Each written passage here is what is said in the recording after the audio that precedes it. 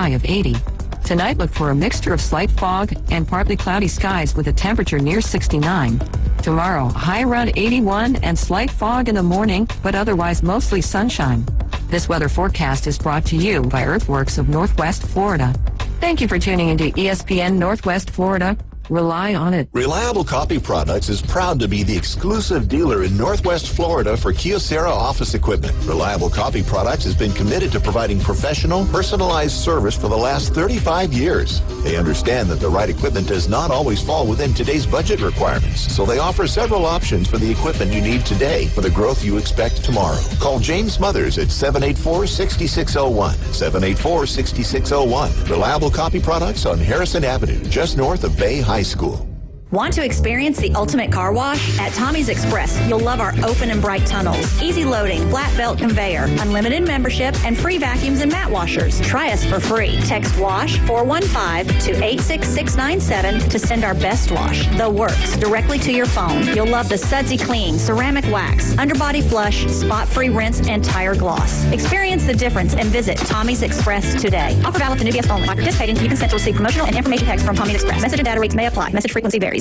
Experience a higher level of service. David Adamson Designer Jewelry has been providing you the very best of fine jewelry and repair in Lynn Haven for over 32 years. David has added Amber Anderson and Russ Clare, names you've known and trusted in PCB for years with your fine jewelry and watch needs. Find that one-of-a-kind engagement ring, that special anniversary gift, or something colorful just for you. Amber and Russ will find it or build it for you. Serving Bay County and beyond in Lynn Haven at the corner of Ohio Avenue and 9th. David Adamson Designer Jewelry.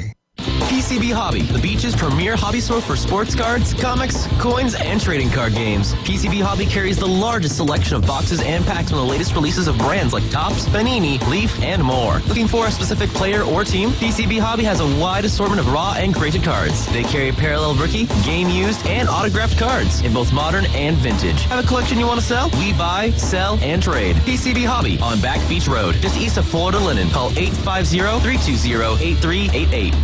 Signworks, a business serving businesses since 1985. Everything from signs and banners, vehicles and boats, magnetic and real estate signs, contractor signs, and much more. Signworks can do large format, full color printing too. Signworks, a real professional in the business world. Call Signworks at 785-8899. Signworks, 850-785-8899. Los Rancheros has been doing it right for 20 years. Los Rancheros brings a top-shelf dining experience to you with the opening of their beautiful new building.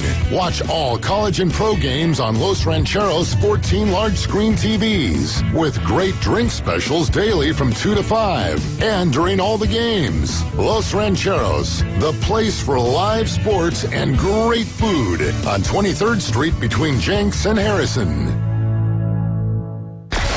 WGSX Lynn Haven, WVLQ Port St. Joe. Powered by Panama City Toyota, ESPN Northwest Florida. Broadcasting from the Gulf Plus. It's the Inside Drive. It's the next evolution of sports talk radio. The biggest stories and the biggest reactions. Now. And now, we're taking... With the first pick. This is the last ball you got in the bag. The Inside Drive. From college to the pros. Interviews with the newsmakers, sports betting, your phone calls, and more. And now, the Inside Drive with Ryan Mulvey on ESPN Northwest Florida.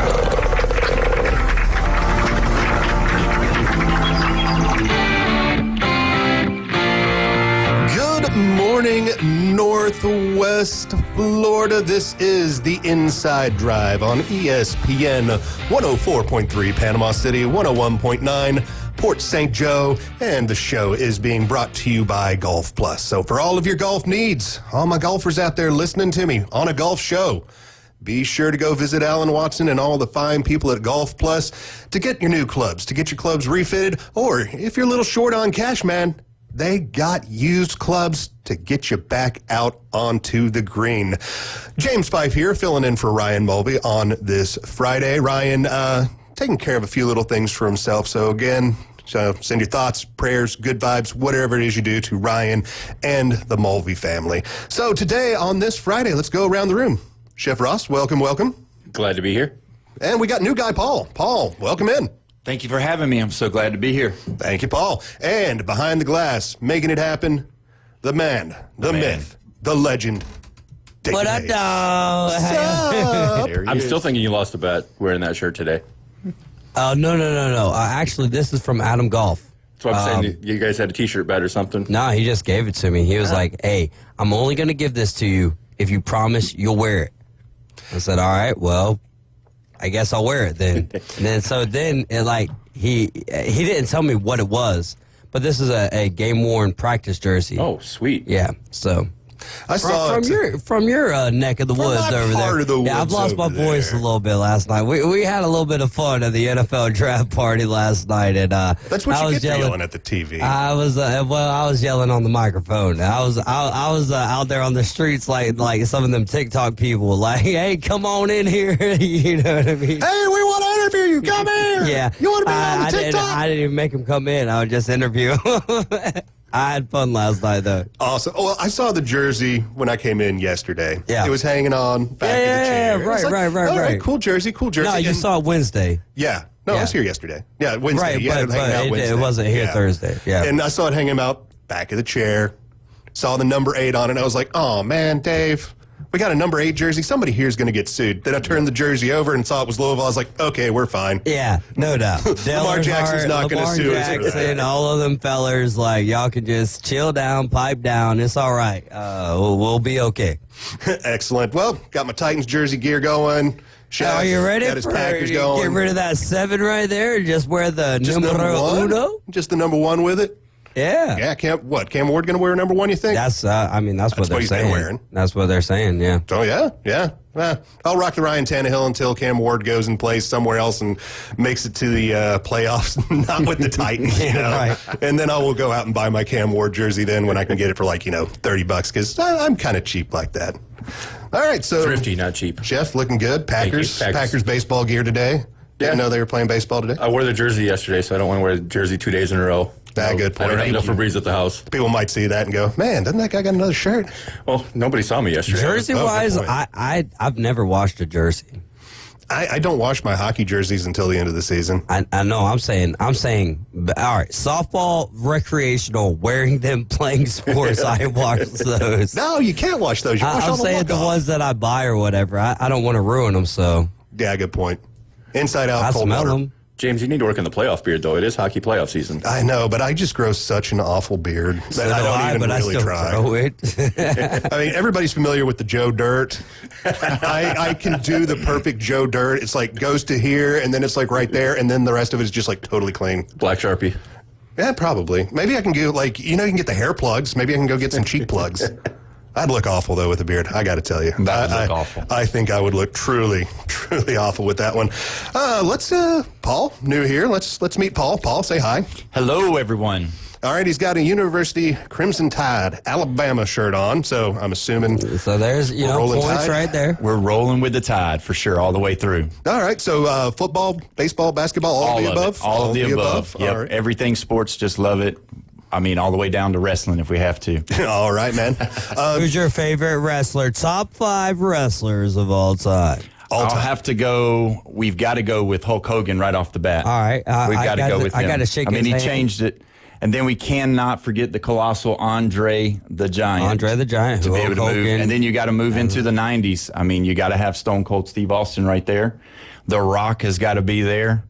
And then I'm going to go with, I love him because I think he changed the game for managers. We talked about this earlier, but the mouth of the South, Jimmy Hart. I love him. Because you're going with the manager. Because he brought the manager to the spot. Did you ever see his wardrobes? How he wore Yeah, the little hearts all over man, the the place hearts. and everything. then he when he would go But out he with wouldn't have different ever ones. worn none of that. His name might not have been Jimmy Hart if it wasn't for Bret Hart. So Yeah, that Is is it Jimmy true. or is it Bobby the Brain Heenan that brought the manager to the forefront? They're all in the same time, or they're both in the same time frame. Don't get me started on that because I don't know. I don't love Bobby the Brain. I think he was more of a rider. I don't know, but maybe, I don't know. But didn't Bobby wrestle before he managed? He did. And I don't think Jimmy Hart was a Jimmy Hart wrestler. was never a wrestler. Bobby managed Andre. Yeah. Yeah, but Bobby was a wrestler, Bobby was a wrestler before he back managed. I don't think Jimmy Hart was an actual. And if Jimmy did wrestle, I don't remember him being a part of any kind of like big organization. They could probably throw him over the top rope pretty easily. I think he's soaking wet, weighs 150 pounds. Great mullet. Had the best mullet. Looked the best. Just running out there talking. The crowd loved it. Ate it up. Oh, yeah. Great presenter type guy. So what other sports you got for us? Well, I've come from Kentucky, so Kentucky basketball. I thought you were going to say horse racing. But Kentucky basketball, Alabama football, New York Yankees, LA Lakers. No. Chicago Bulls in the 90s. Chicago Bulls. Okay, all right. Now, my wife is a big Yankees bandwagon. fan. My wife is a big Yankee fan. I'm not so much. I'm an Atlanta Braves fan, so just growing up watching the Bravos, them with Murphy and Bob Horner and Chris Chambliss, all those guys back in the 80s and the 90s. Killing it, but not really. Yeah, then you hang out through the 90s and you get some good pitching. Yeah, finally. Nancy wants to see you grow a beard. I'll try, Nancy. It'll look really, really awful. You got to talk to Gene about that one, though. I'm just reading the Facebook comments. Oh, yeah, I know. But you got to understand, my wife does not like facial hair, so that's usually why I keep it off. I grew a mustache once, and she's just like, but she lets you have a mohawk. She loves the hawk. It's the weirdest. Yeah, she loves the hawk. It's not right here. That's how much fun we had last night. Like it's not working very well today, but because I mean, a mohawk is basically a mustache just on top of the head instead of under the lip, right? So does she ever kiss you on the top of the head? Oh yeah, when I have my bald head going on. Yeah, she does a lot, especially like if I'm sleeping at night, like on my stomach, she'll just reach over right on the back of the head. Inside Drive After Dark. James, you're crushing it today, brother. We are, man. We are crushing No, you are crushing it. We brother. are. We got this. We got it. All right, Paul, anything else for us? We're meeting the new guy. I mean, I just love everything sports, and I love local sports, too. I really enjoy a lot of local sports. My son, he plays on baseball, so they do a lot of travel ball, so I'm in that circuit, too, so love to talk about that some and get some people here from the local area to talk about that. That would be kind of cool to do. Yeah. And I try to keep up with the high school. I saw where Bozeman pulled it off last night. I know we had talked about it. They won 4-3. Did they? They against did. Bulls over there in Jacksonville. Over there in Jacksonville. At North Florida Stadium. So UNF's, that's pretty daggone cool right there. Yeah, pretty impressive. They won, and then Arnold starts on Monday night. They'll be hosting, I think it's Choctaw. Yes, sir. Yes, sir. I think it's going to be good. Thanks, Chef. Appreciate it. Thanks, Chef. Thanks, Chef. What does Chef do? And he's showing me where my wife commented on Facebook saying my stash was absolutely awful. Oh, my goodness. Chef's just building up my confidence right now. Miss Fife. We're not going to go with your real last name right now, but come on now. Cut the guy a little bit of slack, all right? At least he's wearing a Tennessee Titans jersey. And feeds the goats. Winners. And you feed the goats. Yep, fed the goats. And gives us goat cheese. Oh, yeah. We got goat cheese coming in. Did you like that, by the way, Ross? I did. Good. Dave, you enjoyed it? I'm going to be honest with you. I'm not a big cheese fan, so I gave it to Bone Crusher. Did he like it? I'll ask him later on this afternoon. All right, I'll go find him then. All right, let's get back to sports. Let's go to last night's scores. We'll start with baseball. All right, Tampa Bay Rays in 11 innings. Tampa Bay Rays in 10 innings defeated the Arizona Diamondbacks 7-4. In 7 innings, rain-shortened event, the Chicago White Sox beat the Minnesota Twins 3-0, giving the White Sox their 6th win of the season. Seattle Mariners taking on the Boston Red Sox. That game ended 4-3. Doubleheader for the Rockies and Royals in Kansas City. Game number 1, 4-7 to the Royals. Game number 2, 6-2 for the Royals. Rockies still sitting at 4 whole wins on the season. Tough. Brewers-Giants played last night, 5-6 in favor of the Giants. The Orioles defeated the Nationals 2-1 in Nationals Park. The Pirates took on the Angels out west, and the Angels won 4-3. And the nightcap for Major League Baseball last night, the Athletics defeated the Rangers 4-3. Walk-off. We will move on into hockey scores from last night. Jacob Wilson, no relation. Okay. All right. No doubt. AG wants to know what part of Kentucky you're from. The Lexington area. Lexington. A little suburb outside called Richmond, Kentucky. Richmond, Eastern Kentucky University. EKU, the home of the Colonels. That Giants game was disappointing yesterday. The Brewers had that thing wrapped up. Wait, they lost? Yeah, the Brewers They were lost. up 5-2. Yeah, they lost 6-5. Like in the ninth inning. 6-5. Yeah, it was a late inning collapse while we were watching. I was watching on the TV in here while we were doing the game or doing the Sometimes show. I need to just get off ESPN and watch baseball games, huh? Yeah, they're fun. I didn't even turn on the daggone Lightning game, man. That was a disappointing. I was watching that during the draft, man. I mean, right after the Titans took Cam Warren, I was just like, oh gosh, here we go. Well, after the Titans took Cam Warren, I just turned that off. I was like, I'm going to hockey now. That draft was exciting last It was night. for the fact that there was nobody worthy of. I mean, no Lil offense. Wayne was there. That's what for me. No, like legit. This guy's surefire Hall of Fame. Like the last few drafts, very, very maniacal. But it was a very intense, good watch. Good draft. Not a lot of movement. When those people say like draft wise, like there's going to be a for sure Hall of Famer here, like we never know. You know, it takes 7 to 10 years to even find out. There was no luster in this draft like in the past 4 or 5 drafts. There's no what? Luster. No like shiny.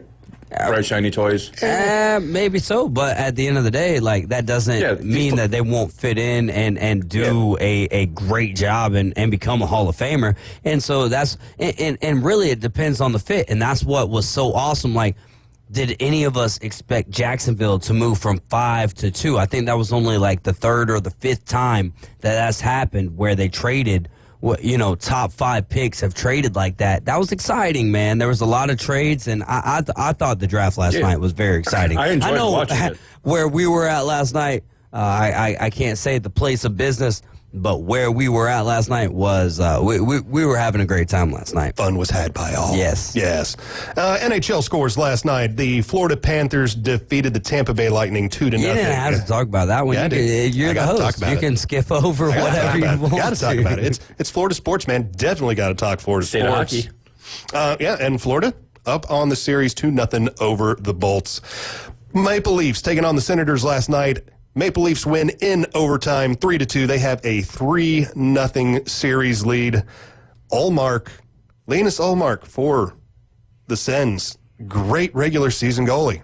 And has just disappeared in the playoffs again like he did in Boston last year. Golden Knights 2, Wild 5. The Minnesota Wild have a 2-1 lead in that series. I did not see that one coming at all. I figured the Golden Knights would have had that locked up in a 4. But no, they are in a battle. And, well, I'm here for it, man. I love watching some great hockey games. Jets, Blues last night. Jets 2, Blues 7. I don't know what happened to the Jets last night, if they just took a day off or if they're trying to have a gentleman's sweep so they can win at home in 5. But, man, the Blues just took it to them. 7-2, 4 goals in the third period. No empty netters, just cranking it.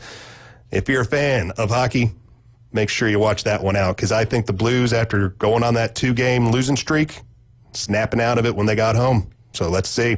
On to the NBA. Last night, that's Thursday, not Friday. Thank you, Internet. New York Knicks taking on the Pistons. Close game there. 118-116 in favor of the Knicks. The Knicks currently have the series lead at a 2-1. Thunder taking on the Grizzlies. Thunder 114, Grizzlies 108. That series is favored to Oklahoma at 3-0. And the Nuggets, Clippers played last night. Clippers 117, Nuggets 83. The Clippers have a 2-1 series lead. It's another one I didn't see. Yeah, I thought the Nuggets take care of business. I thought the Nuggets. I had the Nuggets going, kind of deep into the playoffs, but the Clippers, man, I did not expect the Clippers to be doing much. They're not a really big team. They're not a really young team. They're not a team that's really known for it also much, goes to but show they're that you going don't out fire there. your coach in the last week of the season when you're a playoff team. Oh, yeah, that was nuts. The NBA just firing coaches left and right at the end of the season while the season's going on teams that are still active, very viable for the playoffs. And, well, we can look at the Grizzlies. The Grizzlies are, let's face it, the Grizzlies are out now. Yeah, they're playing the Thunder. No way. Yeah, they're playing the Thunder. They were out. I didn't think it would be much of a series. It's turning out that I'm going to say it's going to be a sweep. I think it's done. Not tonight. I think tomorrow night is their next game, and tomorrow afternoon. Yeah, and I think that's over there. And you're saying in the show sheet that John Morant's injured? Yep, John Morant hurt his hip last night in the fourth quarter. Came back to the bench, so he's not so hurt he couldn't come back, but he was assisted with a pair of crutches heading back to the benches. So they were up by 27 when he left. Yep. So I mean, he's the team. He is him. He's the one. Yeah, he's the one. Talking about the game before, though, I don't know if y'all saw it. I'm not a big fan, but James Harden last night looked like new man James Harden in old man body because he was hitting every shot he threw up last night. So I don't know if he gets hot. It could be bye-bye for the Nuggets, which would be the shocker of the playoffs. Yeah, that would be the big, I think, upset. We'll go upset on that one. Yeah, because I was really the Nuggets. Jokic. I mean, the great guy right now. Everybody talks about him. He can carry a team by himself, but he's not right now. No, they couldn't stop the perimeter. I mean, they were just moving the ball, and then when Kawhi got going in the second half, he started hitting some turnaround jumpers. His favorite move, and that was it. Yeah, that was it. They were over. There we go. Yeah, it's playoff time. Yeah, love it. Hockey playoffs. Basketball playoffs. We love playoffs. And speaking of playoffs, head on over to ESPN Northwest Florida. Go to the Facebook page. Be sure to like, follow, and comment because we are going to be giving away 2 tickets to the Orlando Magic on Sunday. So, hey, everybody, if you want to go to an NBA playoff game, make sure we got tickets. Head on over to Facebook. I think we already gave away the winner last night. Yeah, because at St. Andy's last night, somebody's got to tell me these things. Yeah, I mean, I wish they would tell me these things too, but the winner told me face to face, like, oh, look, I won the tickets. I was like, okay, cool. Oh, cool. That's great. Hey, do you know who it was so we can give him a shout out? Larry Brown. Yeah. Hey, Larry. Congratulations. Heading on down to Orlando, watching the Magic play in the playoffs. And thank you for your service, Sailor of the Year. Thank you. He's on one of them pictures in there. That's him. Oh, he's down here at our Navy base right now on right Navy off Boulevard. Navy Boulevard. That's Love one of the the things he said to me last night. Yeah, we're on Navy Boulevard now. I was like, yes, sir. Make sure you tell Captain Mosey that I said hello. Yes, sir. Yep. Hello. No, not you. Oh, okay. Larry, the guy who can actually talk to him. Well, we actually talk to him if he listens, but I'm sure he does. Yeah, I mean, he's not the biggest sports fella in the world, but we did go over there to judge sports decorated doors. Okay, so like your apartment and you decorate the door, or they're like your classroom at school. Yeah, it's not a classroom necessarily. But it's the same premise that teachers decorate the door at the classroom and factual.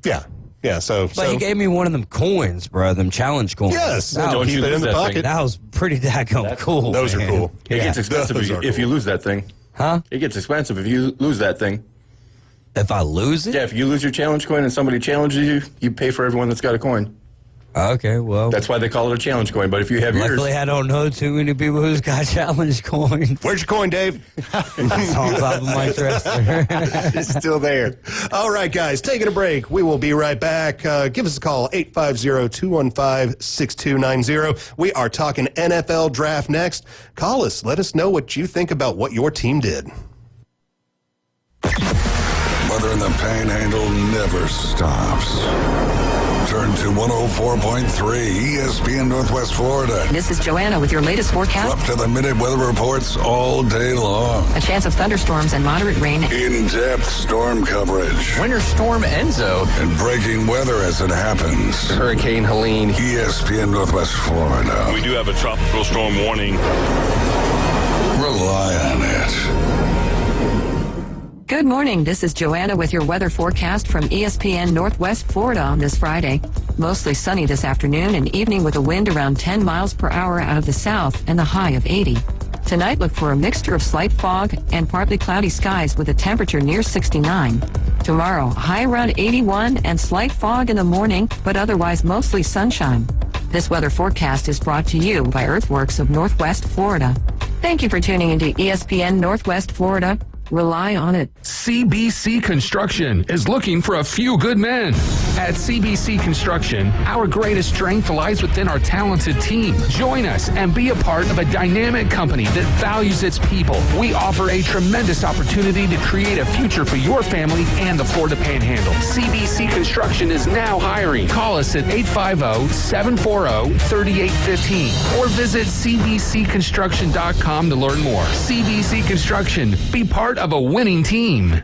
Hey, it's David Hayes from ESPN Northwest Florida, right here in Panama City. Look, if you've been in an accident, I know your first call is usually the insurance, but don't stop there. Your next call should be Jed Lawyers. I've seen what they do. Local team, real results, no upfront fees. They're based right here in downtown Panama City, and they'll jump on your case from day one. Call 850-852-0000 or head to jedwins.com. Now back to the Inside Drive, live and local from the Gulf Plus studios. We're betting the limit and covering the spread. Viva Las Vegas! The Inside Drive with Ryan and Jay. Thank you. Nice to be in Vegas. On ESPN Northwest Florida.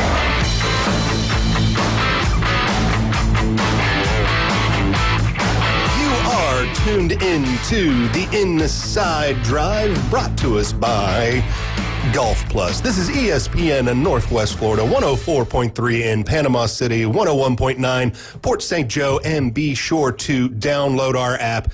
Give us a call, give us a text, 850-215-6290. Let us know what everybody thought about the draft. But I got to let you know, Braves game tonight, right here on our airwaves. First pitch somewhere around 8:15. So be tuned in, be cheering on the Braves, and chop on.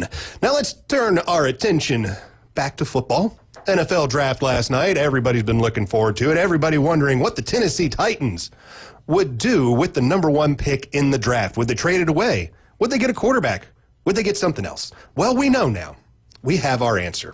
And with the first pick of the 2025 NFL Draft, the Tennessee Titans select from the University of Miami, Cam Ward. All right. Nobody seems excited. Yeah. Nobody cheered. I think everybody saw that one kind of coming. Yeah, that one was coming. That's not one you have to read the tea leaves for. That was pretty obvious for the last month. Yeah, once I saw the Tyler Lockett signing like the day before, where they picked up another wide receiver, I'm like, yeah, there is no way that they're putting those wide receivers, that offensive line together to not go after a quarterback. I really thought towards the beginning, like when the season ended, I was more on like an Abdul Carter side of things, figuring the Titans need help with everything. Yeah. And I wasn't real sure if Cam Ward was going to be the answer that they needed. I didn't know if he was going to be a great quarterback or not. He's going to be a very serviceable quarterback. No question. Is he the best quarterback in the draft? Yes. Do the Titans need a quarterback? Yes. Is he the best player in the draft? No. And when you have holes up and down your roster like the Titans do, I mean, you're not picking one with a stacked roster. You'd pick the best available player. Usually, yeah. And to me, that was Abdul Carter, who didn't even go 2. No, he didn't. He made it all the way down to 3. You know, but football, it's a quarterback sport. Your quarterback is your most important guy. So I understand why the Titans did it, and I hope this works out for, my sake as a Titans fan sitting here as we speak in a Titan jersey. Yeah, I mean, I hope all these kids work out. They're making their dreams come true, but for me to sit here and nitpick with zero athletic ability in my body, it just feels weird. But yeah, I'm a firm believer of take the best available player, especially when you have holes up and down the roster, and that best available player fits one of those holes. Yeah, because it does. I mean, either way, Abdul Carter or Cam Ward is a day one starter for the Titans. Yeah, because they just need that much help, kind of everywhere. I think you do have to take a quarterback, though. I mean, if he's one of the top players, you have to take him because he's going to manufacture the wins that you need. If you look at, like, the Browns, they've got Myles Garrett, great defensive player. He's making, very big plays, being Defensive Player of the Year, but they're still not making the playoffs. You look at Micah Parsons, same thing. And until you put Matthew Stafford over there, and even though they had Jared Goff. The Browns were in the playoffs 2 years ago. Well, the last 4, if I remember right. Well, what I'm saying, though, is not really having a quarterback. Yeah, not having a quarterback. Rotating quarterback room at that point. But still, just having just that quarterback coming in, being able to manufacture your wins for you, I believe in the NFL, it's moving to that, the offensive. Because, if you look at it, Abdul Carter is going to win you probably a game during the season. Yeah. Cam Ward, or a quarterback just in general, can win you 4 or 5. 4 to 5, yeah. That's just because that's the nature of that position. Yeah. Because they have the ball every play. They're going to have most every play. You can run a wildcat and not have the quarterback touch it, but most every play, there is a quarterback decision to be made. I think the happiest person in the whole room, though, is Travis Hunter not going to Cleveland at 2. You think so? Yeah, I don't think he really wanted to go to Cleveland. A lot of people go to Cleveland to die, and now he's going to Jacksonville where there's no state tax, so he's getting a lot more of his income. He'll get a lot more of his income, but he's also still on a team that's maybe in a little bit in a weaker division, maybe with a better quarterback situation, depending on what you want to say for Trevor Lawrence. It's stable. I'll give him that. So stable's better than not stable. Yeah. And so we'll move on. Number 2. Jacksonville Jaguars traded up from the 5th spot into the 2nd spot. They made that trade with the Browns to grab Travis Hunter, the two-way player from the University of Colorado. And I still don't see him playing both ways. It's just too much time to put into the game plan of, like, when the offense is on the field, the defensive backs are in their meetings. When the defense is on the field, when the wide receivers are on the field, the defense is in their meetings. When the defense is on the field, the wide receivers are in their meetings. So if he can't sit in both meeting rooms, he can't practice with both sides of the ball in the amount that you need in the NFL, because the difference between elite and below average is not much. Everybody's got talent. Everybody's been the best of their high school, the best of their college. This is literally the best of the best, where the difference is mental and what you put in off the field, not what you put in on the field. So I believe the kid should be a defensive back with a few package plays for the wide receiver. Yeah, they said last night that he's going to play wide receiver. That he was going to play with a lot of wide receiver because they got their new coach coming in. Now, he was the offensive coordinator for Kentucky when they had Wan'Dale Robinson, the wide receiver that plays for the Giants. And so look for them to put him into that type of position, throw him in the slot, get open, let him get out some space out in the flats and make some plays, make some people miss. Because I think he'll be something that they can use with the packages. I think, he'll razzle-dazzle a little bit because he's trying to make a splash. Yeah. And having Trevor Lawrence being able to move out of the pocket, too, is going to be just vital. Making the financial decision. You don't get paid until your 2nd and 3rd contract. Right. If you're playing 200 snaps a game, you ain't getting to that 3rd contract. No. Yeah, you're going to be worn hard. Now, I do see him playing both sides of the ball. I see him more on a defensive side like you guys do. And like you say, he'll have packages. Because with the wide receivers, you just go out and you just kind of know what route you're going to run. It's just like, okay, I'm going to go run this route. Now, I do understand that quarterbacks like to throw to their wide receivers. So I guess what they're going to do is maybe have them stay after a couple practices to run some routes. Maybe. I'm sure he'll jump in some of their stuff that they're doing at practice. He's not going to, I don't think he's going to take, every single practice on both sides. I don't think you can and then still be effective on Sunday. Your legs are going to be shot by that point. I mean,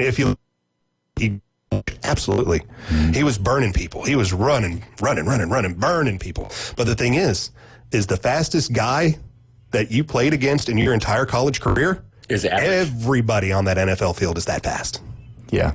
So I think he'll adapt fairly well.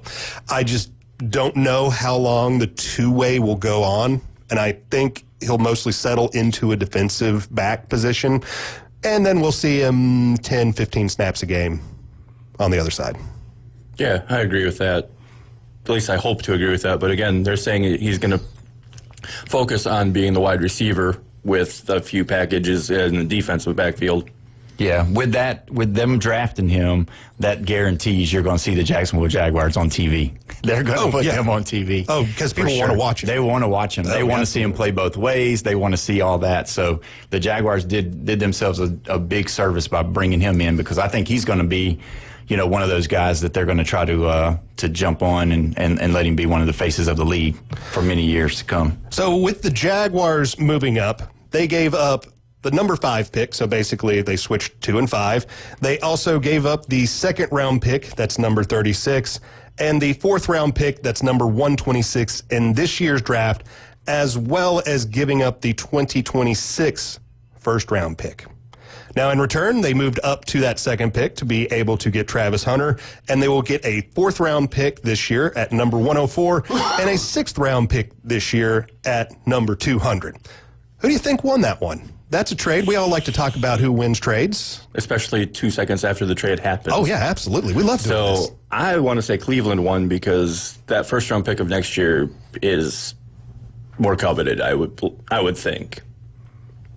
I think so, too. And if you think everybody's already talking about Arch Manning being the number 1, if the Browns somehow, some way are able to get in there and get into that play, I don't know. I mean, you have Arch Manning come to Cleveland, unless he pulls what the Manning family did with Eli and say, no, thank you. Thanks. We'll go somewhere else, but thanks for the draft. Yeah, thank you. Appreciate it. But, I think the Browns probably won. I don't know, though, because when you talk about what he's going to do for the Jaguars, bringing in, if he is able to stay healthy and if he scores a touchdown or 2 on offense, makes some pick sixes or gets an interception here or there, and the Jaguars somehow look to be, the greatest show in Florida going on, I think maybe they might have. Really, we only know what 2 of these picks have turned out to. Let's see what today holds when we get names for the other picks. Yep. Yeah, because we'll get those 2nd and 3rd round picks today.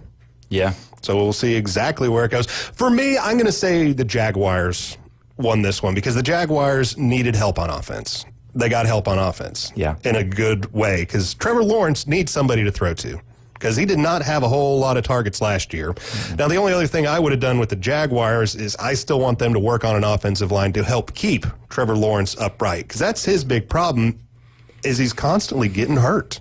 Yeah. And it's a physical game. It's a physical position to be in, because usually when you're a quarterback and you get hit, you're not super protected or really looking for the hit, because it usually comes in the form of a sack, which is some really big guy coming down on you hard. So I think the Jags did what they needed to do to improve their situation. And I think it'll turn out well for the Browns, because the Browns are, let's face it, the Browns are not going to be a Super Bowl competing team this year. They're still in a total rebuild mode. So they did get a lot of draft capital. Could be good for them. This is one of those trades that might actually work out to be good for both teams. But since this is sports and we have to have winners, I'll declare the Jags the winner on this one for right now. 3rd pick in the draft goes to the New York Giants. They picked up Abdul Carter, the edge rusher from Penn State. We've already discussed best player in the draft. I will agree with that. I believe most of the pundits had him highest graded. Watching him on field, he destroyed the playoffs. No matter who he was playing against, he was the X factor. If Penn State could complete one pass to one wide receiver, they're probably playing in the championship game instead of Notre Dame. That's true. Yeah, absolutely. They didn't have anybody that could block him, which that was the case for all year. Did you hear what he said to Micah Parsons on the podcast? No, after he got one. Oh, my gosh. He wants number 56. So, he ain't getting that number. Lawrence Taylor, I mean, number 56. I don't know about that, but if he even becomes half of the player Lawrence Taylor was, I mean, he might take 55, 54, whatever's available in the 50s. 57. That's right. But it's looking forward to that. 4th pick, Patriots. Will Campbell, LSU offensive tackle. Again, well, that was done to protect Drake May. Yes. And that's what you've got to do, if you are the Patriots. And Mike Vrabel is a very, very trenches kind of guy. So I am not shocked by that one at all. Yeah, that's a good pick. That's a very solid, great pick. Best ability is availability. And if your quarterback's on his back all season long, he ain't going to be available to the end of the season. No, you got 17 games to play. Yeah, that's a good pick. He played against a lot of good defensive players in the SEC too, so he'll be ready. He'll probably day one starter. Number 5. This was a trade back, so the Browns traded back. They picked up Mason Graham from the University of Michigan, defensive tackle. Don't know a whole lot about him because I did not watch a lot of Big Ten. This is very scary putting him next to Myles Garrett. High motor. Yeah, he's a high motor guy, so he's probably going to be one of the better defensive players out of this draft. And it's also telling me the Browns are trying to kick field goals. That's true. We don't need no quarterback. Players. We don't need any offense. We don't need no quarterback. What do you need? I mean, the Ravens won the Super Bowl in 2000 with 0 offense, so it has been done. Yeah, the Ravens won it too with Trent Dilfer as a quarterback. Yeah, like I said, 0 offense. Yeah. They keep their opponents under 6, they win. That's the case for most teams, I'm going to say, because you can kick at least that many field goals. Get close enough, boys. We got the golden toe out here. 6th number pick. Number pick. How about that, everybody? What's a number pick? How about pick number 6, Ashton Jeanty from Boise State, heading to the Las Vegas Raiders. Pete Carroll salivating. Oh, yeah. Oh, Pete Carroll is totally happy about this one. So if it comes down to a goal line play, does Jeanty get the ball or does Pete Carroll throw it again? He's going to throw it again. Yeah. No, I think Pete has learned a lesson from that, and a very, very valuable one. And I think he will hand off the ball nowadays. In that context, I honestly agree that Pete Carroll made the right choice. Numbers never lie. Marshawn Lynch was like 3rd or 4th worst running back with 1 yard to go the entire season. There was 2nd down. They had 1 timeout, clock running out. You throw that pass, or you call the pass. When you call a pass play, the worst thing that happens when you're calling it is incomplete. You don't call a pass for an interception. Malcolm Butler made the play of his life. So you go incomplete pass because that's the worst that happens. Then they give the ball to Marshawn on 3rd down. Call the timeout, 4th down's in play. So looking at the whole scenario, the fact that Marshawn had terrible numbers with 3rd and 4th down and 1 yard to go that entire season, that I believe it was the right play. Plus, it puts 4th down in play. They didn't run a play action on that, did they? No. That's the problem. See, I think it should have been a play action play. I think it would open up more, let Russ get out into the flats, throw it away if he had to, live another day. But throwing to the center of a Belichick defense is kind of tough. And which we saw. But nobody says Malcolm Butler made the play of his life on that play. True, he did. Hats off, defense wins sometimes. Defense wins championships. I've seen it written on the wall many a places. And it does, because if you can keep the other guy from scoring, you win by scoring. This year's Super Bowl, yeah. I mean, Mahomes could not throw the ball. He couldn't.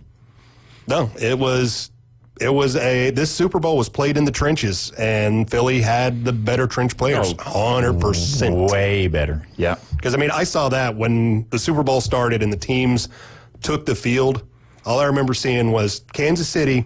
It was Andy Reid, Patrick Mahomes, Travis Kelce, the 3 at the front walking out. And then the Eagles had their offense and defensive lines walking out first. And when I saw that, I was like, they've won. They've already won. They have come out ready to play, not ready to, sell ads. Yeah. And that's what they did. They played hard. And Kansas City just could not keep up with it. No. A lot of that last year, Kansas City seemed to be a fool's gold, getting lucky, blocking a kick. What were they, 11-1 in 1-score games? Yeah. Mm-hmm. And at some point, the pendulum swings the other way. Finally ran out. Yeah, luck only lasts so long. Well, let's take a break, David Hayes. And when we get back, let's just talk even more NFL Draft here on ESPN Northwest Florida, sponsored to you by Golf Plus. Dave! D. Hayes. He says no. We'll be right back, guys. The Atlanta Braves are back. Here comes the throw. It's late. Braves win. And ESPN Northwest Florida is your exclusive radio home for Braves country. He just wrecked that thing. Straight away center, a homer for Riley. Sales, Strider, Acuna, Ozzie, Riley, Profar, and Coach Snitker lead a stellar lineup. Listen live nights and weekends on ESPN Northwest Florida. Discover Kia at Bill Bird Kia. The road is yours. Let spring adventures begin in a brand new Kia from Bill Bird Kia. Stop by today and check out the 2025 SUV family. Take a test drive and see the all-new features that elevate any adventure. And now offering 1.9% APR for up to 60 months on the purchase of a new 2025 Kia Sportage. You'll get the perfect balance of comfort, safety, and technology. Bill Bird Kia is the home of the 20-year, 200,000-mile warranty. Stop by and see us at 2435 East 15th Street or anytime at Bill Bird Kia, PanamaCity.com. We'll treat you like family and give you the peace of mind you can trust at Bill Bird Kia. Offer from Kia Finance America for the purchase of a new 2025 Kia Sportage, $1,748 per month per 1,000 financed in 60 months. Qualities limited. Cannot be combined with other finance offers. Not available on balloon financing. The 20-year, 200,000-mile warranty is a Bill Bird Kia warranty. See dealer for complete details. Offer for well-qualified buyers. Must take delivery from dealer stock through 4/30/25. This is Patrick with Turf Pro Lawn and Pest Control. Your home is your piece of paradise. Turf Pro Lawn and Pest Control can protect your home from unwanted bugs and insects. These pests can cause damage, bring in germs, spread bacteria, viruses, and other problems. To stop and eliminate this from happening, our pest control service is what you need. Call Turf Pro Lawn and Pest Control at 850-890-5820, 850-890-5820, or look us up on Facebook at Turf Pro PC. Now back to the Inside Drive, live and local from the Gulf Plus studios. From the fairway to the rough. Was hoping to squeeze in 9 holes before this rain starts. From the greens to the bunker. Certainly, Your Eminency. It's the Inside Drive with Ryan and Jay. The good Lord would never disrupt the best game of my life. ESPN Northwest Florida.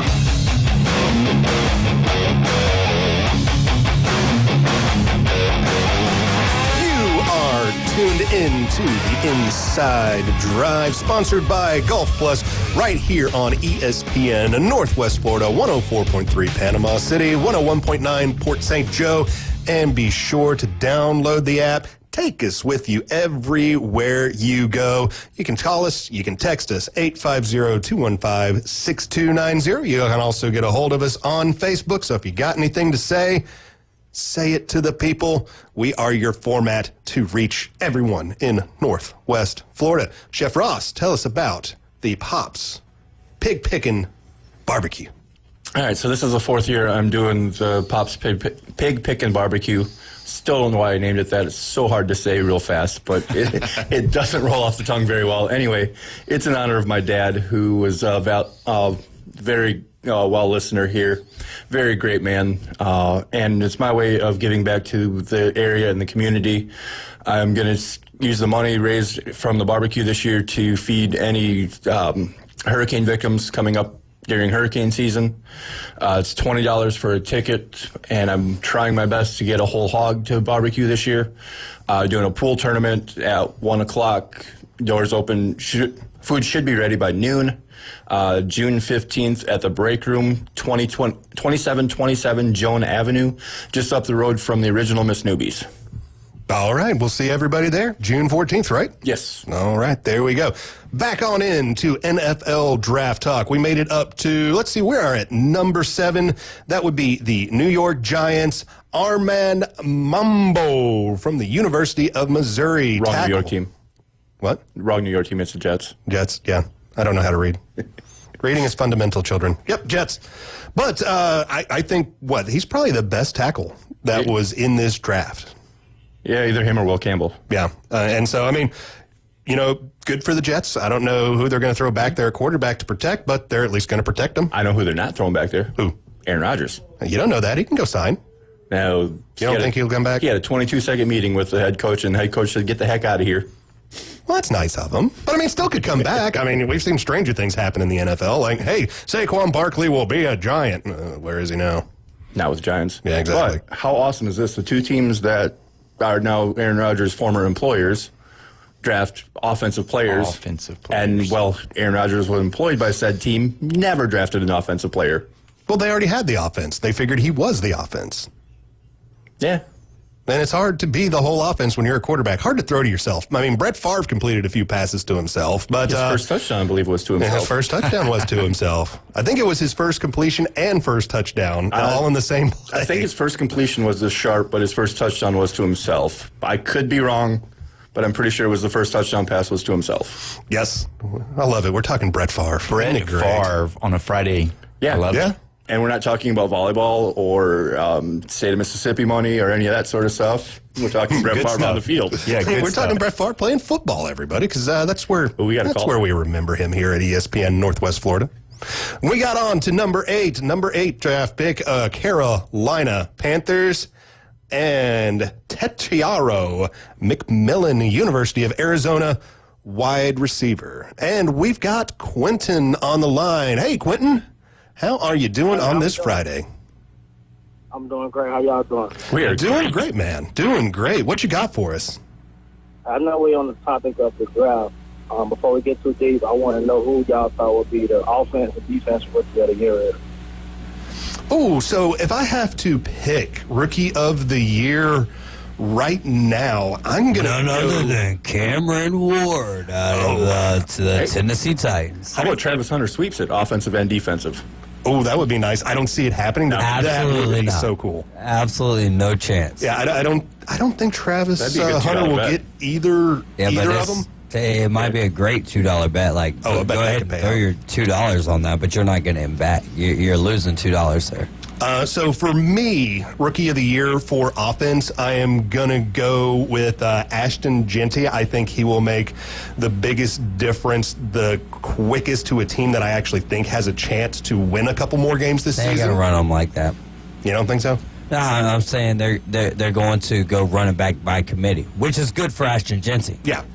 Well, are they? Because he's such just a hoss that, you can if Derrick Henry. Otherwise, if he Derrick Henry, okay, let's go back to Derrick Henry real quick. Let's talk about that.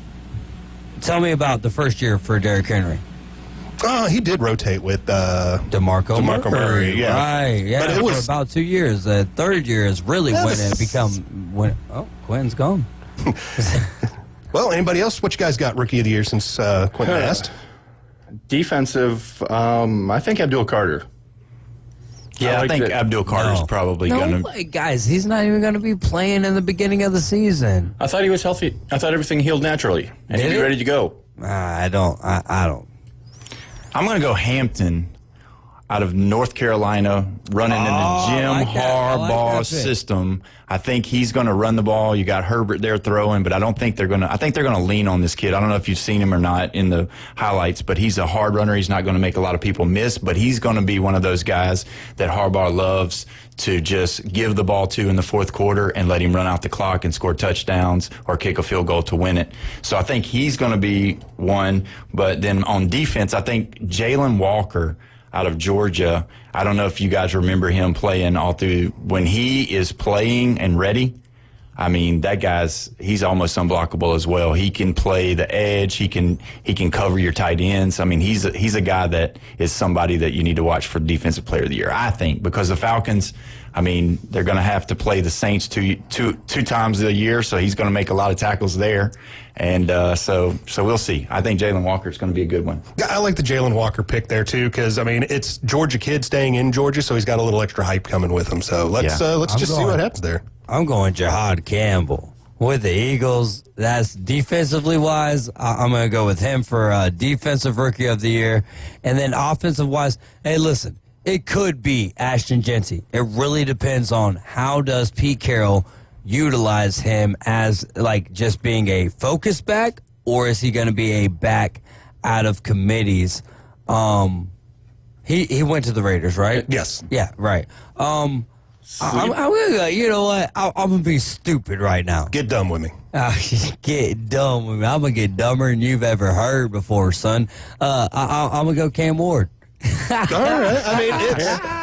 I mean, I hate to say that, and I don't believe it, but that's the direction I'm gonna go. But I mean, it's plausible because if he can take this team and fun. like get up to 9 wins, you almost have to hand it to him. You know, you take a Titans team that is just, 3 wins? over the last. Yeah, but we got Tyler Lockett, bro. We got Tyler Lockett. We got an old man with an ACL injury. Let's go. Jackson Dart's in the same boat. Jackson Dart's not going to be getting playing time, though. I think the Russ is playing this year. It's Russ and Jameis. Like, Jackson Dart is going to be third on the wheel, and that's good for him. Yeah, it is. That's the way it should be done every single time. I don't care if you're number one pick. Honestly, no. Will Levis, Brandon Allen, neither one of those guys can teach Cam Ward how to play football. However, had the Ravens drafted Cam Ward, Cam Ward sits behind Lamar Jackson. Like, had we had a veteran that is Kirk Cousins, Cam Ward sits behind Kirk Cousins. Yes. Michael Penix did for a while. Right, no doubt. But I'm saying, Tennessee Titans wise, that's the best thing for your top-tier quarterbacks. There's a reason why Patrick Mahomes is the Patrick Mahomes that we know today. Alex Smith. Exactly. You sit behind guys that know the way that you've got to learn. You learn behind them, and you grow. Well, I mean, and for guys that are getting drafted first overall, as a quarterback, you're not going to sit behind anybody because if you're drafting that high, basically you're drafting that high because you didn't have a quarterback. You can make a case for both ways. Troy Aikman didn't sit behind anybody. Oh, okay. All right, cool. Like, all right, so we Jordan Love who you sat behind? The person who sat behind him, Emmitt Smith. Jordan Love sat behind Aaron Rodgers. Jordan Love ain't tearing everything apart right now. He regressed. Oh, okay, but that's y'all's franchise quarterback. Yeah, he's playing like it. And Aaron Rodgers, excuse me real quick, Mr. Cheesehead, but how many Super Bowls did he win you? One. Uno. Okay, fantastic. That's still a daggum Super Bowl, isn't it? One more than the Titans fans have. All right. You're right. No. I'm not making fun of that. I'm not making fun of that. I'm saying because he sat behind Brett Favre the way that he did, if he didn't do that, like, honestly, I'm surprised that Aaron Rodgers has the ego that he has after sitting behind someone for as long as he did. But the Green Bay Packers, when it comes to quarterback managing, that is the way to go. That's the way to go. Because we've had a whole lot of bad quarterbacks that didn't sit, that played too early, and the next thing you know is they're out of the league or they're a serviceable backup. Name me one quarterback. No, that's wrong. Name me three quarterbacks that have just jumped in and did their thing. Baker Mayfield, right? Russell Wilson. Highly touted. Russell Wilson. Jaden Daniels.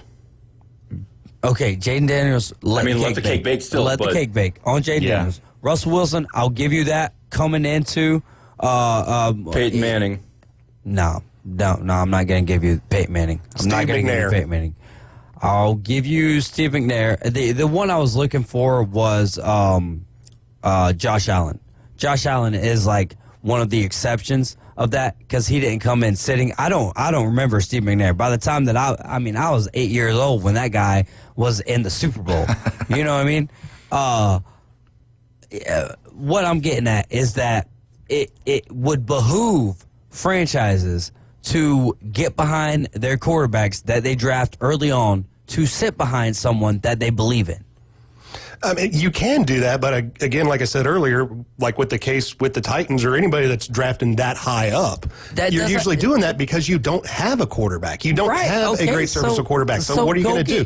You're going to sit him behind Will Levis? Go spin. No, hell no. Lord, forgive me on that. No, you don't. No, and you're right in that aspect. But I would rather, if I'm a GM, I would rather go out there and spend $20 million on dead cap in Kirk Cousins and have him sit there and teach my future quarterback who's going to lead me through the next 4 years how to adapt to this league. Well, just being a quarterback in the league, learning how to act in the locker room, learn how to act on the field. He's been there for, what, 3 years? This will be his third year. You don't want Will Levis teaching a quarterback anything right now. No, because he's going to be like, hey, listen, I know you like French vanilla and hazelnut and all that stuff, but have you tried mayonnaise? The best thing you can do is when they're coming after you is underhand the ball to them. Yep, just give it right to them. They don't hit you that way. Yeah, exactly. I mean, it's... Oof. But, yeah, it's... And With the salary cap that we have now, it's hard for GMs to want to sit the guy that is going to be the guy. They want him out there. They want him to play. They want the fans to see him. You also have to deal with having salary cap space. Now, the NFL salary cap is going up, and it's going up pretty well, so maybe this isn't a problem anymore. But, I mean, back a couple of years ago when the cap was a little bit tighter because we weren't increasing the cap at all because of COVID and this, that, and the other, there were a lot of teams out there that were running into trouble, mostly because of those, $30, $50 million that they're paying. Ask a team like the Saints how tight that cap is. Oh, yeah, they're in cap trouble right now.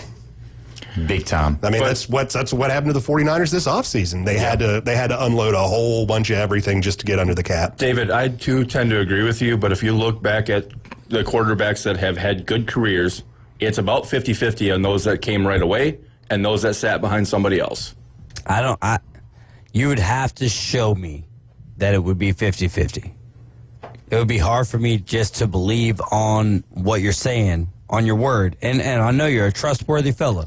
I know that you're a trustworthy fella, but I still, you would have to show me that because from what I've noticed is the guys who look at the top tier guys in the league, right? All of those guys, they sat behind someone. Patrick Mahomes, draft-wise, no one even cared about him. No, right? They were roasting the Chiefs for taking him that high. Right. And then what do we hear in the offseason? This guy is going to be the guy that takes over the league. We didn't even see him for the season. Alex Smith was the quarterback, as Paul said earlier. And then what happens? Patrick Mahomes is the face of the league right now. Yeah. Lamar Jackson sat behind Joe Flacco. Trevor Lawrence sat behind no one. Got right in there. Supposed to be a generational talent. What's he doing right now? We're questioning, is he even really that good? I can go on and on and on and on. What examples are you giving me of, and I'm not going too deep. You know what I mean? Like, I'm not giving you example after example after example. So it's not like I've won this debate. I'm not saying that by any stretch of the imagination. I'm just saying in my mind where I'm at is, I think that the guys who sit behind seasoned veteran quarterbacks are doing better in the league than Joe Burrow, right? Joe Burrow is an exception. But also, let's accept this. The guy's always daggum injured. And he gets sacked more than anybody else. So that's not his fault. Just puts a cheese grater in front of him as an offensive line. Yeah, that's not him at all. Yeah, it's not his fault, right? But at the end of the day, all of these things matter. Right? You can't just take the quarterback out of the salad and be like, well, this tomato's good, but all of the lettuce was bad. They're still all a part of each other. Well, yeah, you got to have a quarterback to run the team. I mean, you don't have to. You can run a wing T for a while, but I don't know how long that's going to last in the NFL. Brock Purdy didn't sit behind anybody, got to a Super Bowl. Yeah, Brock Purdy did sit behind people. Brock Purdy got in because of injuries. Brock Purdy didn't start from the beginning. I thought he started game one. No, he did not start game one. Lance did. Trey Lance? Yeah. I don't even know if it was Trey Lance. I think it was. I think it was like the 2 or 3 games he played. I think it was Jimmy Garoppolo. It was Jimmy. I thought they traded Jimmy. It was got rid of Jimmy. No, Jimmy Garoppolo was traded after the season. Yeah, Jimmy was there. To the Rams. It was Jimmy Garoppolo. Then it was someone else. Then it was Brock Purdy. But back to James's point, though, now that we live in this win-now society in the NFL, the fan base is not wanting them to sit. Yeah, but they're wanting to win. But should the fan base? All right, I'm a part of a fan base. You're a part of a fan base. You're a part of a fan base. You're a part of a fan base. Everybody out here listening right now, you're a part of a fan base. Should we push someone to the forefront when we don't have? Listen, we're sitting here talking on sports radio. Are our sports minds as good as the people at the forefront? No. I'll say hell no to mine. Probably not. No. I'm not in an NFL locker room every day. Right. I mean, regardless of that, I call football games. I don't care. Like, it don't make me special, you know? Yeah. So I agree with that, but also the fan bases should not be the one that is the fan bases are the one that that provides money, that keeps this thing afloat. But we should not be the ones that are saying, like, who's our quarterback? Start him today. We're saying spend money, and make us a good team, but dadgummit, don't listen to me when it comes to me trying to be a dadgum closet GM. That's what I'm going to do. I'm going to buy an NFL team, and I'm going to make every decision off of an X poll that I put out there for the fans to vote on. There you go. All right, guys, we are going to take a break. We will be back with our number 2 right after this. You are tuned in to the Inside Drive, sponsored by Golf Plus on ESPN Northwest Florida. ESPN Northwest Florida. It's the Coach James Hale Show. If you play football long enough, you are going to get hurt. He has pardoned Jelly Roll for a home invasion robbery, I think 2002. Decision has been finalized. It has been made, and I want to tell you something. We've got a great history in Tennessee about pardons and paroles. Governor Blanton used to sell them. Weekday morning 7 to 9. ESPN Northwest Florida. This is Joanna with ESPN Northwest Florida. Here is your weather forecast on this Friday afternoon. The remainder of the day, mostly sunshine and 80 with a moderate breeze at 13 miles per hour coming out of the south. For tonight, a mixture of slight fog and some clouds and a low near 69. Tomorrow, slightly foggy in the morning followed by mostly sunshine and a high around 81. For Sunday, slight fog and a high of 82. This weather forecast is brought to you by Ellis Agency Insurance. Thank you for keeping that dial at ESPN Northwest Florida. Rely on it.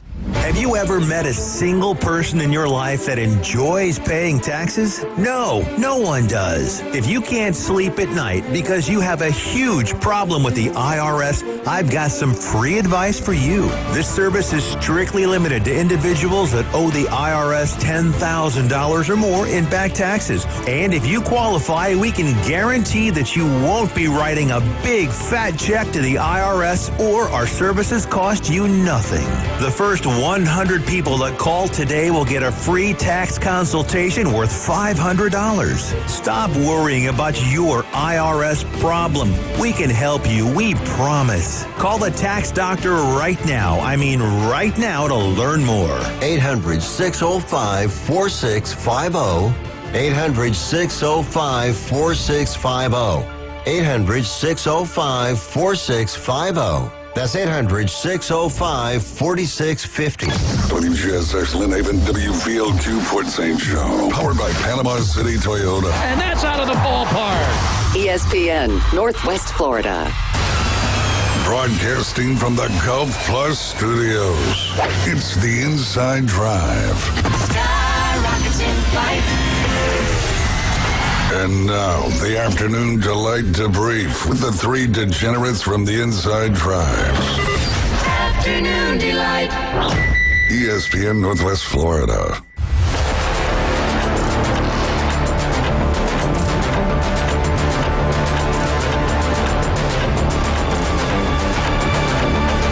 And you are tuned in to the Inside Drive, sponsored by Golf Plus. We have moved from the morning to the afternoon. So good afternoon, all. James Fife in the captain's chair. Got Chef Russ, we got Paul, we got David Hayes in the back, hitting the buttons, making sure that we go out to the world and to the World Wide Web. Give us a call, give us a text, 850-215-6290. And you can also download our app, Take Us Everywhere. Braves playing tonight. Braves will be taking on the Diamondbacks. You can hear the coverage right here, ESPN Northwest Florida. First pitch set for 8:05. So I got an afternoon delight little story here. So let's take a read. A man who bought a 20,000-pound car, pounds as in British pounds, so money, to replace his stolen car, discovered that the car he purchased was his stolen car. Nice. Wonderful. Ewan Valentine, 36, from Soil Hall, woke up on 28th of February to find his car, a black Honda Civic, had disappeared from the drive overnight. After informing police and his insurance, he started looking for a replacement, a 2016 Type R model, and found one that looked just identical to his, only 70 miles away. But after he made his purchase, he noticed similar items in the vehicle. It was then that Mr. Valentine realized he had bought his own stolen car. He even found his address in the satellite navigation system. He told the BBC he was gutted when the car was stolen, and he was determined to replace it with the same model. Well, congratulations, sir. You did replace that car with the same model. You replaced that car with the same car. I love news stories like that because it's one of those news stories that, what is it? Truth is stranger than fiction. That is true. Here's another great one. The United Arab Emirates is the first nation in the world to be using AI chatbots to write its new laws. Oof. Wow. That's a good one. That's like that's David Hayes worthy right there with finding. Oh, we got questions. I asked ChatGPT to give us a question. Now we're using ChatGPT to give us worldly laws, man. Artificial intelligence is a lot better than natural stupidity, I guess. I guess, man, but I guess artificial intelligence is pretty stupid. I have seen it, and it's I don't know if I really want ChatGPT writing me my laws. I just found the afternoon delight from 2020 here. What you got? Florida woman finds $8.5 million in bank account while withdrawing stimulus check.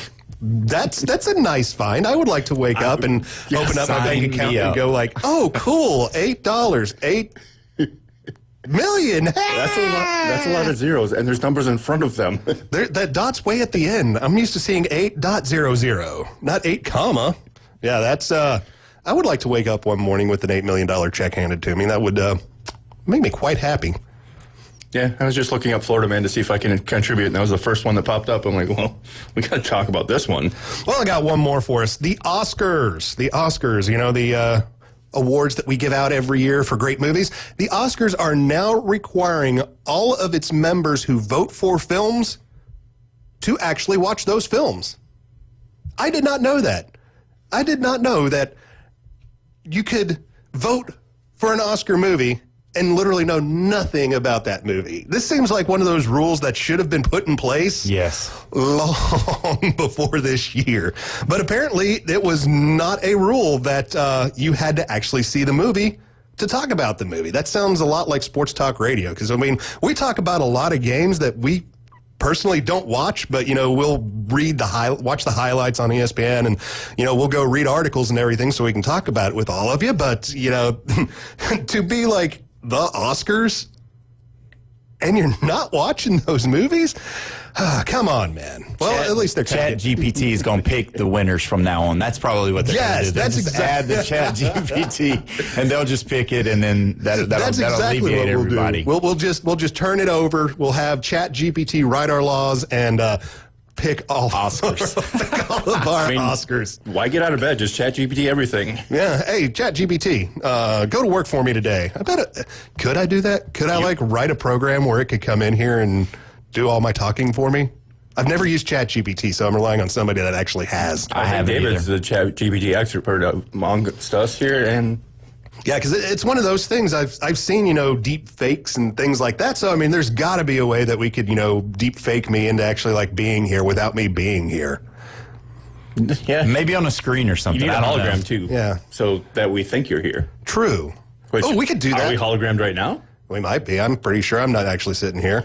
Let's get on Facebook Live, people, and see if we're hologrammed. Yeah, everybody go look on Facebook Live, see if we are actually here or not. All right. Anybody else? Afternoon delights? No, Florida Man was pretty disappointing today. All right, Florida Man. Other than the $8.5 million. Again, I would love to just wake up. $8 million richer, ladies and gentlemen. I was running that bank so fast before they found out they made that mistake. Was it a mistake? Yeah. Oh, okay. there we go. I wonder if you get to how do you got any kind of reconciliation against that? I don't know if you have to pay it back or not. Technically the money is not yours, but it also wasn't your error. Monopoly card says banking error in your favor. Yeah. We'll let Chef Ross try it, and yeah, okay. We'll see what happens. Chef, go out there and get $8 million from a bank, and let us know what happens. Okay? Come visit me at the Star Avenue Inn. We'll do that, man. We'll head out at 2:31 and go visit you. Let's get on back into the NFL draft. We got up to number 9. So number 9 pick, New Orleans Saints, Kelvin Banks Jr., University of Texas, offensive tackle. Thoughts, anybody? Yeah, I don't know anything about him. All right. Pretty good. I got one thing to say about him. Whenever they flashed him on the screen, I don't know if you guys were watching it or not, but his baby threw up right on the screen as soon as they announced his name. The mom's holding the baby's shooting chunks everywhere. I guess that's an afternoon delight debrief right there. Yeah, that was something to see. But yeah, I don't know. He might have been a Falcons fan or something. I don't know. I guess the baby's not a Saints fan. He's like, I gotta go live in New Orleans. Oh, sorry, kid. We're going to move to New Orleans. You got to deal with it. I guess when you're that young, you don't really get an option on where you live, though. No, you just go where mom tells you. Yeah, that's pretty much it. Number 10, Chicago Bears take Colston Loveland, University of Michigan, tight end. Shocker that he was the first tight end taken. I mean, obviously he's good, but everybody had Tyler Warren as the top tight end. I mean, which that kid was a phenomenal athlete. I mean, coming out of Penn State, he was a giant, was agile, he could catch, he could do it all. I don't know if you remember, but like when the game was on the line, they were throwing the ball up to him and he was just go up and get it. Yep. Penn State would throw the ball to the tight end all the time because the receivers couldn't get open. Yeah. But yeah, that was a shocker to me. For him to go before Tyler Warren, that was a shock to me. I mean, he's good. He'll probably be a great player, but I just thought Tyler Warren was the guy right there. And it's the Bears going in an offensive direction, too, because the Bears for so long have always been defense in the first round, and it's been the last, 2 or 3 seasons that they've actually started picking up offense in the first rounds. It is going to help Caleb Williams getting a big target over the middle of the field. Yeah. And that could be a huge help to him in his development. I'm really hoping it doesn't help Caleb Williams at all, and we get 2 more wins against the Bears every year. He's thinking of himself. How about Of course that? I am. I'm a Packer owner. I mean, you can be. That's true. Yeah. One of the few teams you can actually get out there and, be a part of ownership. I think the Braves are the only other team, and they just now started. Yeah, Braves are a little different because they are publicly traded. Yeah. Versus the Packers are still privately owned, but you can still buy your anytime section of it. Anytime they need to revamp a Lambeau Field, they just throw out more worthless shares of stock, and we all run out. Then you go out and buy it. You go buy it. You go buy it because you want it. Because, hey, I'm an owner. Yeah, I own a pro football team. Chef owner of the Packers. That's the new one, chef owner. Number 11 goes to the San Francisco 49ers.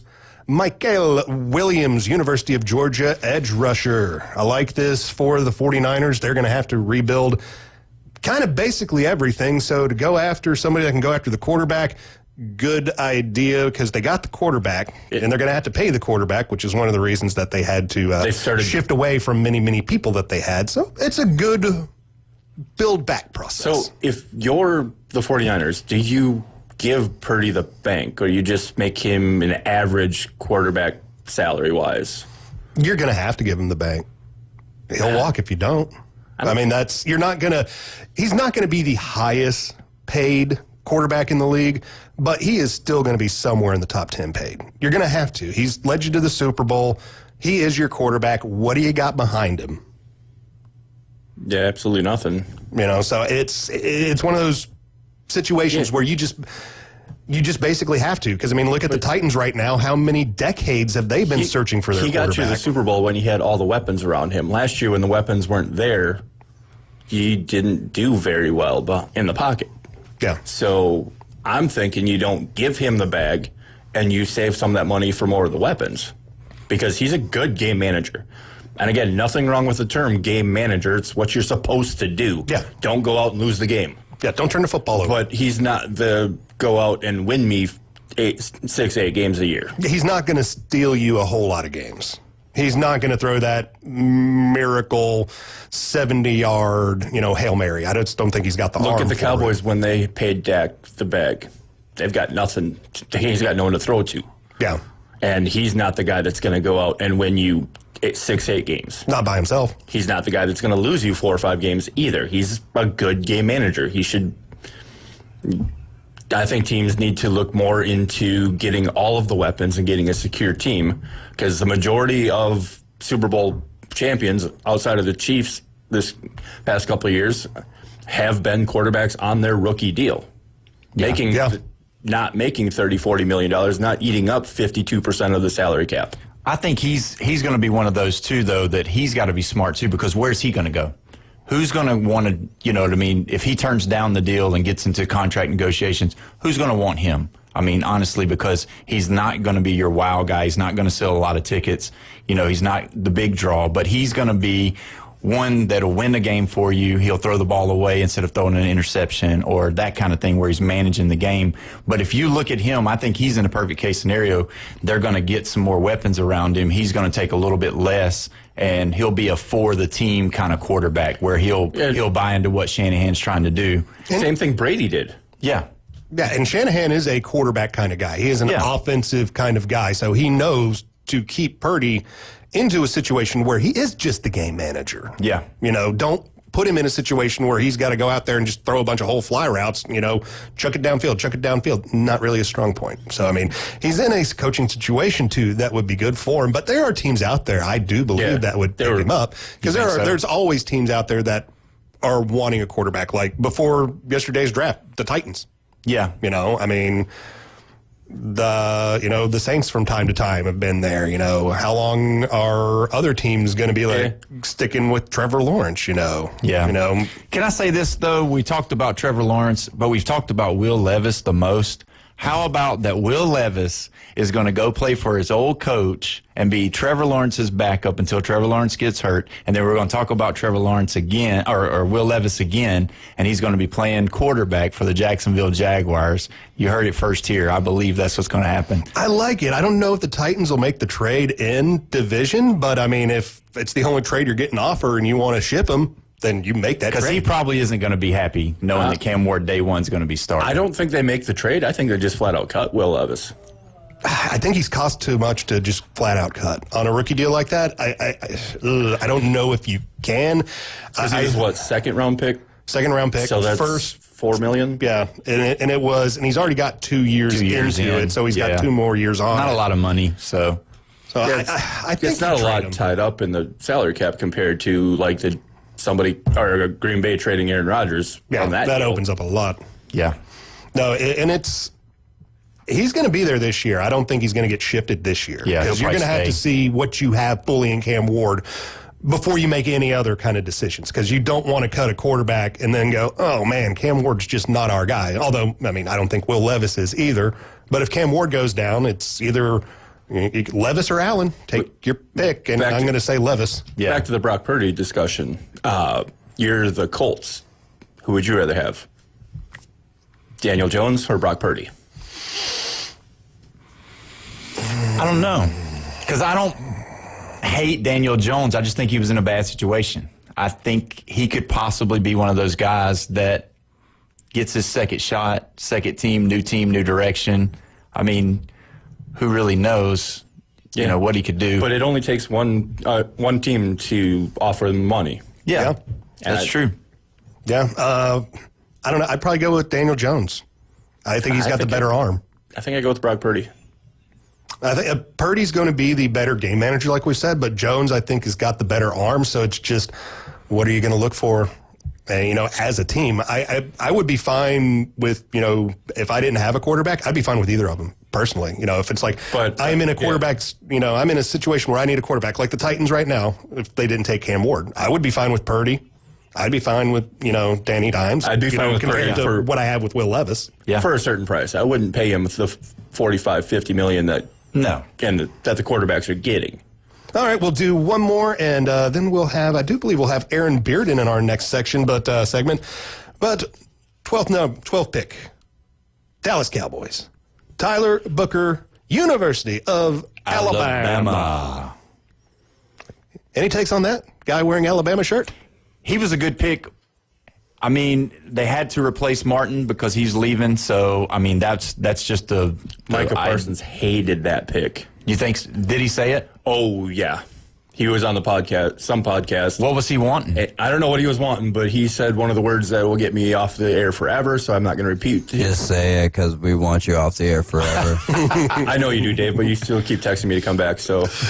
No, you keep on asking me when you want me. And then when you want me. I'll be like, all right, I'll tell you when. Why didn't he like the pick? It's somebody on the other totally opposite side of the ball. I mean, did Micah want more help on defense so he can get to the quarterback more often? Or maybe a more sexy pick than an offensive guard? Yeah, maybe. I don't know. I didn't read into the tea leaves, but I saw on First Take this morning that they showed the highlights, and he rolled his eyes, and they didn't bleep out his word that said fire truck. Yeah. Yeah. Fire truck. I mean, the guard position is... Some syllables there, huh? The guard position is not a great pick, but it is for them because they're going to they got to protect, and they got to run the ball. I mean, who's Dak going to throw the ball to? Micah Parsons. I guess Micah Parsons. That's all right, Mike Vrabel. That sounds like a plan. All right, guys, going to take a break. Aaron Bearden will be joining us next. You are listening to the Inside Drive, ESPN Northwest Florida, sponsored by Golf Plus. ESPN Northwest Florida. Colin Cowherd. The other thing that makes you wonder about the Lakers are a bad road team. They were sub 500 on the road, and they just lost home court advantage. Minnesota, like those Ravens, they can win on the road. I'm not worried about the Lakers, but J.J. Redick, welcome to playoff basketball. The Herd with Colin Cowherd. Weekdays, ESPN Northwest Florida. This is Joanna with ESPN Northwest Florida. Here is your weather forecast on this Friday afternoon. The remainder of the day, mostly sunshine and 80 with a moderate breeze at 13 miles per hour coming out of the south. For tonight, a mixture of slight fog and some clouds and a low near 69. Tomorrow, slightly foggy in the morning followed by mostly sunshine and a high around 81. For Sunday, slight fog and a high of 82. This weather forecast is brought to you by Ellis Agency Insurance. Thank you for keeping that dial at ESPN Northwest Florida. Rely on it. At Brock Lawn and Pest Control, we're proud to be awarded the distinction of being Quality Pro certified. Our technicians have passed rigorous training in eco-friendly application and prevention of pest treatments. Part of the program is the practice of integrated pest management. IPM's goal is to prevent pests from ever entering your home. It includes inspection, prevention, education, and, when necessary, application. We're proud to be Quality Pro certified. Brock Lawn and Pest Control, the standard and level of trust. Visit the newly remodeled Mid-South Lumber Hardware and Feed Store in Youngstown. They have a full line of plumbing, electrical, hardware, and tools for your DIY home projects, as well as lumber and animal feed. Now offering not only baby chicks and a full line of poultry supplies, but also bunnies and parakeets. They also carry a wide selection of Duplin wines and gourmet products so you don't have to drive to the beach. Come see us at Mid-South Lumber on Highway 231 in Youngstown. Broadcasting from the Golf Plus studios, it's the Inside Drive. We're starting fresh. Fresh new start. Locally sourced, farm to radio. The Inside Drive with Ryan Mulvey is live and local on ESPN Northwest Florida.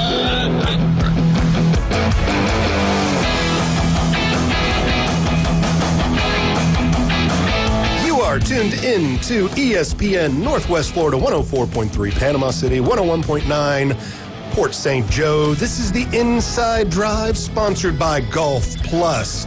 And for all my golfers out there, make sure to go visit Alan and all of our friends over at Golf Plus to take care of all of your golfing needs. Be sure to download our app. We are running a contest on the app right now, so all you got to do for that is just download the app. And all you got to do is enter the contest, hit that button. Got a chance to be winning some T-shirts, Inside Drive T-shirt, ESPN Florida T-shirt, and a Golf Plus T-shirt. So all kind of shirts given away here, ESPN Northwest Florida. But on the line right now, we have our friend from Instant Replay, Aaron Bearden. Mr. Bearden, how are we today? Hey, excellent. How are you guys doing? We are having a great day. Talking NFL draft mostly. Oh, yeah. Big surprises last night? For me, big surprise was the Jaguars trading up from the 5th to 2nd to grab Travis Hunter. That's going to be my big surprise. And then my other kind of surprise on that one was the Giants trading back into the first round to get Jackson Dart later. I think that's a little bit bigger of a surprise than just the Jaguars jumping up there to take Travis Hunter, which was surprising. But for the Giants to jump back up in there to get Jackson Dart, what about you, Aaron? Any surprises for you? No. I mean, I mean, those were a little bit to see those kind of trades. I guess that means Hunter has had conversations with Jacksonville about, because he stated a week or so back that if he couldn't play both sides of the ball, that he just wouldn't play. So I'm guessing that means, they're okay with that. For the Giants, maybe I'm just being cynical, but if you're a Jackson Dart fan, isn't that sort of depressing? That's one of those places, New York and Cleveland, where like good quarterbacks go to just sort of flounder. Yeah, so we have seen that. I do love gig and flounder. We have seen that happen a couple times. I hope they turn it around. It's not. But boy, that's been sort of the history for a while there. Maybe they're working on something different. Maybe they're putting something together. I don't know. I'd like to see it, but you got to be a little bit worried if you're a Jackson Dart fan. Yeah, but he's also not going to be a day one starter, so he doesn't have the pressure of coming in and changing the franchise this year. Yeah, I mean, I suppose there's that to it. On the other side is, as a New York fan, you got to hope that they have somebody in that roster that's considered a day one starter. Because they have certainly in the past fielded some teams where it looked like nobody was a day one starter. I would have drafted Cody Rhodes myself. All right, Aaron. So we just saw night number 1 of the draft. When will we start seeing these guys having their cards coming out to us for us to collect? Well, they already do because of, Panini and several other companies have been producing collegiate cards for a long time. Certainly with the NIL, that blew up even more, although they were already out there. But as far as seeing them with an NFL jersey on their card, that's probably going to be a little bit. Usually there's a lead time of at least 6 months on putting these sets together. So it is very possible, maybe Christmas. Once in a while they sneak a set out. There used to be some tried and true things of like which set would be the first one to come out with the NFL jerseys on it and all. A little different now. But, yeah, I wouldn't look for them too far before Christmas. So, Aaron, if you were to forecast, who's the player selected so far that's going to be the hot one to go out and get? At this moment, I'm going to think Ward, just with being the number 1 overall pick. A lot of people just see that right there by the name and think that must be the guy to get. There's some interesting possibilities out there. I think the thing you got to look for with football is always who is the guy that maybe wasn't a national household name in college, who just there's that perfect storm of getting the opportunity and maybe hooking up with like a coach that sees what he can do and allows him to do that. A lot of that stuff's going to be really hard for fans to know until they see, these guys in some game action. But usually there's somebody out there that people just weren't expecting to break out and be the guy.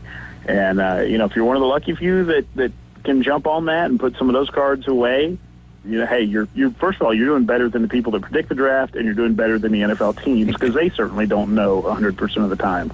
Yeah, would Ashton Genty be one to fill that void or that mold, I should say? Or because of his year he had at Boise last year, would that have taken away some of the new lusterness of it? Yeah, the tried and true thing with football, first of all, is you want people that score touchdowns. Yeah. That regardless of maybe where they go in the draft or whatever, you've had years where you had a number 1 overall pick that was an offensive lineman or something. Their cards are just never. It's just how the hobby works. Their cards are never going to be that big of a deal. You can be the absolute number 1 defensive player in the NFL, the guy that all 32 teams would build a franchise around, and your cards are worth about as much as the average third-string quarterback. It's just how it works. So, yeah, anybody like a running back like that, yeah, there's potential there. Running backs usually don't come out as expensive as quarterbacks do, but there's some upside to that. So that is one thing I would love to see more out of the card companies, Aaron, is more of the other guys, because you see quarterback cards, you see wide receiver cards, you see running back cards. I'd love to see more like offensive tackle, center cards, like full team sets. I know it's got to be harder with the NFL because each team's got 52 guys versus, with baseball where it's 24. And you see most everybody on a baseball team get a card, but I would love to see an expansion into the guys in the trenches. Yeah. I mean, even with baseball, you're not getting everybody per se. I mean, you think a top Series 1 and 2 set put together is going to have, some years they do 330 in each, some years 350. But even at 350, you got 700 cards. You're going to have your stat leaders and things like that, highlights. So you're going to have maybe, 600 player cards. You're talking 25, 26, I think 26 now on a roster, plus all the guys that come up throughout the year with 30 teams. So, I mean, they're still not going to cover everybody. Football, like you say, is even worse, 32 teams with those rosters. Football sets usually top out around 300, maybe 400 in some sets. But, I think they've kind of done a little bit of focus groups and testing the waters and found that collectors really just don't want a lot of those players. And it's unfortunate. Those guys matter just as much as the big marquee guys that are, taking the ball across the line into the end zone. They wouldn't be doing it without the other guys. But, for whatever reason, they've just never been a popular thing with the card collectors. So with football, we have the draft going on right now. So it's not really a key time of year for football. So is this when I need to be looking and buying now? Particularly, yes, for the non-rookies. If you have somebody that came out last year, the year before, and you have a good hunch this is their breakout year, or maybe you just want to collect them because, they're on your team or something like that, right now is the time. Football in the off-season, prices kind of soften. And, that's the time to go out. Even established guys. If you're looking to pick up some Josh Allen or some Derrick Henry or somebody like that, like this is kind of the time to do that. In between, say, a couple of weeks after the Super Bowl through, when camps start. That's a good time for, like I say, particularly those kind of guys. Rookies right now, they're going to be hot because of certain teams they go to. You're going to have, collectors from those teams right now trying to scoop these guys up as soon as they get drafted. But, your older guys, this is the time to do it. So when it comes to, I purchased the cards now, and when I'm looking to sell, is the NFL and football better to be selling at the beginning of the year or more towards like when the playoffs are here? When am I mostly going to see my better gain in value?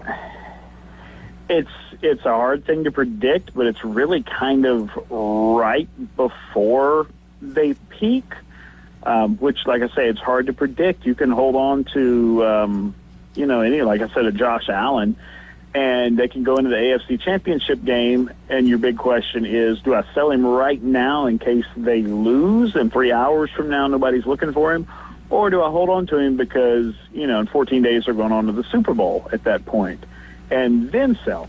It's kind of hard to know. I've been telling people when they come in and they're trying to sell some of these guys cards, in the past 30 days. Like, look, hang on to them until a couple of weeks into the season. If, say, week 3, the Eagles are 3-0 at that point, and Jalen Hurts has been looking impressive, you're going to get a lot more out of him right then than you're going to get, right now in April. So, there's always that 20/20 hindsight. You can always have that remorse and look back and go, well, I should have kept it till this or that or whatever. Really, a lot of it's look at what you got in it.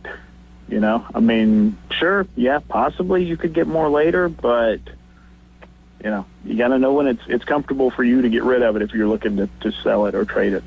So, but with the Super Bowl and the guys being in the Super Bowl, is it better to hold their cards through the game and hope they win, or would it be better off that we know they're going to be in the game and have them, try to sell them that week, 2 weeks right before they play between the two championship games? Yeah, that's kind of changed a little bit. Like it used to be, there would be a big boom right after the game, and I mean within the first half hour after the game, with online selling and prices going crazy for the winning quarterback and things like that. You don't see that huge of an explosion into the last 5 years or so. But, I mean, it's definitely, winning. Certainly it's going to help more than losing. But I think if you're selling them slightly before the game, let someone else assume the risk, basically. You know for a fact that team has gotten into the game, so the cards are going to be hotter than they were 3 months earlier. But, yeah, you're not seeing that. Like, several years back, I remember putting some Brady rookies on eBay 5 minutes after the game ended, and I forget which win it was for the Patriots. But those cards had tripled in price from what they were, before the game. And within 12 hours, they were, dropped down to half of what I'd got for them 5 minutes after the game. Within a week, they were back down to what they had been, kind of back at week one. So a Super Bowl bump, literally, right then and there. Big, but that really has not happened more recently. Mahomes is a good example. There have been a couple of Super Bowls now where the Chiefs have won, where I came down to the shop once or twice and pulled a few Mahomes cards, and I was like, I'm going to have these with me, so, if they're winning fourth quarter, I'm going to go ahead and get my listings ready and put these things on, and then see that there's really not a huge increase. There's a few bucks, there's a little bit, but not that kind of sell immediately and maximize the profits. Nothing really like that the last few years. So would that be like fan fatigue from Mahomes being in the Super Bowls so much? Say, for instance, if a different quarterback happens to make it, will that give a bigger pop? Well, I mean, that's possible. The reason I don't think it's that is because that was there with Brady, and certainly there was a lot of fatigue from the Patriots going year after year. It's possible that it was because Brady's cards were older and a little harder to find, and maybe, a lot of the collectors now weren't in this 25 years ago when those Brady cards were coming out. A lot of factors, a lot of different things. It'd be interesting to see, to kind of survey some of the people who are buying at those prices and go, okay, why are you spending $450 on a $150 card, for the first 2 hours after the game? It'd be research that every card collector and card dealer would love to have. So what you got going on this weekend at the shop? So we have our Kids Club tonight at 6 p.m. Bring those kids down for a lot of very affordable, very fun breaks and trading for the kids.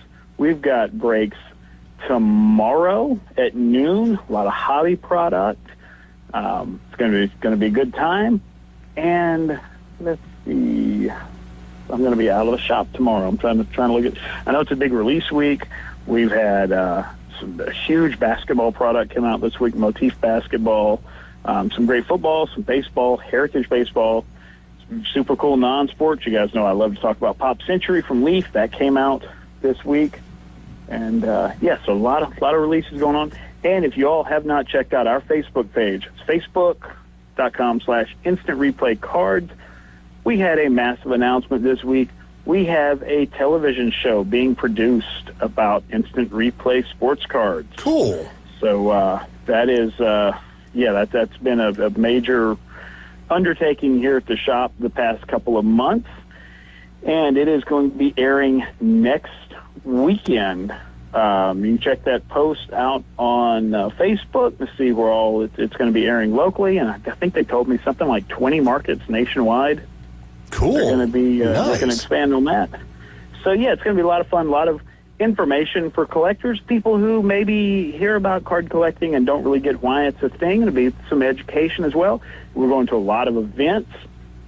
They're sending us to some really amazing sporting events and card shows and things like that to do some reporting on and talk to some people. We've talked to several CEOs of card companies, athletes who've had cards made. So it's going to be a lot of fun. So, and then every week we're going to open some cards right there during the episode, and you can kind of take a look at what you might pull out of a box. First episode, I know there's something huge. They've already told me what they're using for that one, so definitely don't miss that. There's something really big gets pulled. So, well, I'm excited. Love seeing those polls. So I've never been a part of a break. Kind of just explain to everybody how you do it. Oh, definitely. Yeah. So in theory, the thing with breaks was as boxes got more expensive, a little harder, some people to budget some of these big hobby boxes. And with the internet, made it a little easier for people who weren't around the shop. You would buy into a product, a break, an opening of a box or some kind of product of cards, and basically everyone splits the cost, and there's a predetermined way you decide who gets the cards before the box. Maybe each person gets certain teams or, something like that. You get all the cards of that division, say the National League East in baseball or something like that. Everybody pays in, they crack the box open, you get all the cards that are assigned to you. So it's a fun way to get in on a product. Maybe you pull that big card, you get that thrill of a big hit without having to buy the entire product yourself. So that's kind of cool. So if you're just like, say, a Braves fan and you really don't care about the Twins, you can just get your Braves cards. Yeah, absolutely. Yeah, and then, like I Which said, for would be a a fraction disappointment. for $20, $30 or whatever your buy-in is, rather than buying a full, box for a couple $100 or several boxes, yeah, you got a chance at pulling some of those really, really good cards. We've had it here in the shop the past couple of weeks. We've had guys pulling cards, worth hundreds of dollars that we're buying into a break for $25 or less. So, it's one way to do it. It's not the only way to collect, but it is something a lot of people enjoy. They sort of like that sort of unknown kind of gambling risk. But the nice thing is you are going to get something. You'll get all the cards, like I say, from your team, your division. Hopefully you'll get the big chase thing everybody's after. It sounds fun, too, like just an event where everybody around you is doing the same thing you are, doing the same collections you are. So it sounds like something I need to go hang out with you with. Yeah, it's a fun way to sample a product. And we have people that come in on Saturdays sometimes just like to watch the breaks. They just like to see what's going on with the new cards, what, maybe a set they've thought about buying into, and they watch the other guys do a break and go, okay, I like how that product looked. Now I'm going to go buy some of that for myself. Excellent. Aaron, thank you so much. We're going to be heading into a break. Thank you for hanging out with us on this Friday, and we will talk to you again next Friday. Absolutely. You guys take care. Everybody come see us and check out that post. Check out our TV show, The Card Shop Show with Instant Replay. All right. Thank you very much, Mr. Bearden. That was Aaron Bearden. Instant Replay right here in Panama City. They got Kids Club tomorrow. Kids Club tonight, and they have breaks going on tomorrow. So be sure to visit them. When we get back, we'll run through the last bit of the first round of the NFL Draft. You are listening to ESPN Northwest Florida, brought to you by Golf Plus. We also have Zach Wilson on the line. Zach Wilson? Okay. ESPN Northwest Florida, the Paul Feinbaum Show. Oh, Expired is up next. Tennessee fans, what is wrong with you? You are wishing this guy well. Oh, he's just a kid. He took you to the altar, got you knocked up, and left you at the freaking altar with twins. Paul Feinbaum, weeknights, 6 to 10 on ESPN Northwest Florida.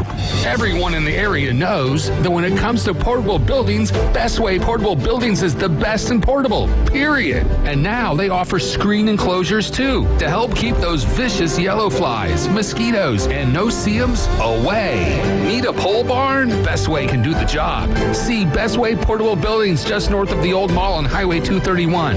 Online at bestwayportablebuildings.com. Bestway Portable Buildings, the best in portable, period, and a golden age business. When you bring your vehicle to Panama City Toyota for repairs or maintenance, you'll get the warmest welcome around.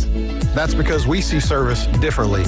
It's not only an expert team that can help with everything, from simple adjustments to a new set of tires. It's also a team that values your time, so we make your experience as quick and comfortable as possible. Because we're committed to service that goes beyond. Only at Panama City Toyota. Do you want to eat like a local? The Local 115 is now open. Local drinks, local sports, and local food. Delicious oysters, crab cakes, steamed seafood, gumbos, salads, paninis, wings, wine, and cold beer. Nothing fried. That's right. No fried foods at Local 115. Amazing local food with an exciting local sports and mural theme. Eat like a local at the Local 115. 115 Harrison Avenue, downtown Panama City. Now back to the Inside Drive, live and local from the Gulf Plus studios. Coming in hot. So hot. It'll be a hot one. Really hot. Goddamn. The Inside Drive with Ryan Mulvey on ESPN Northwest Florida.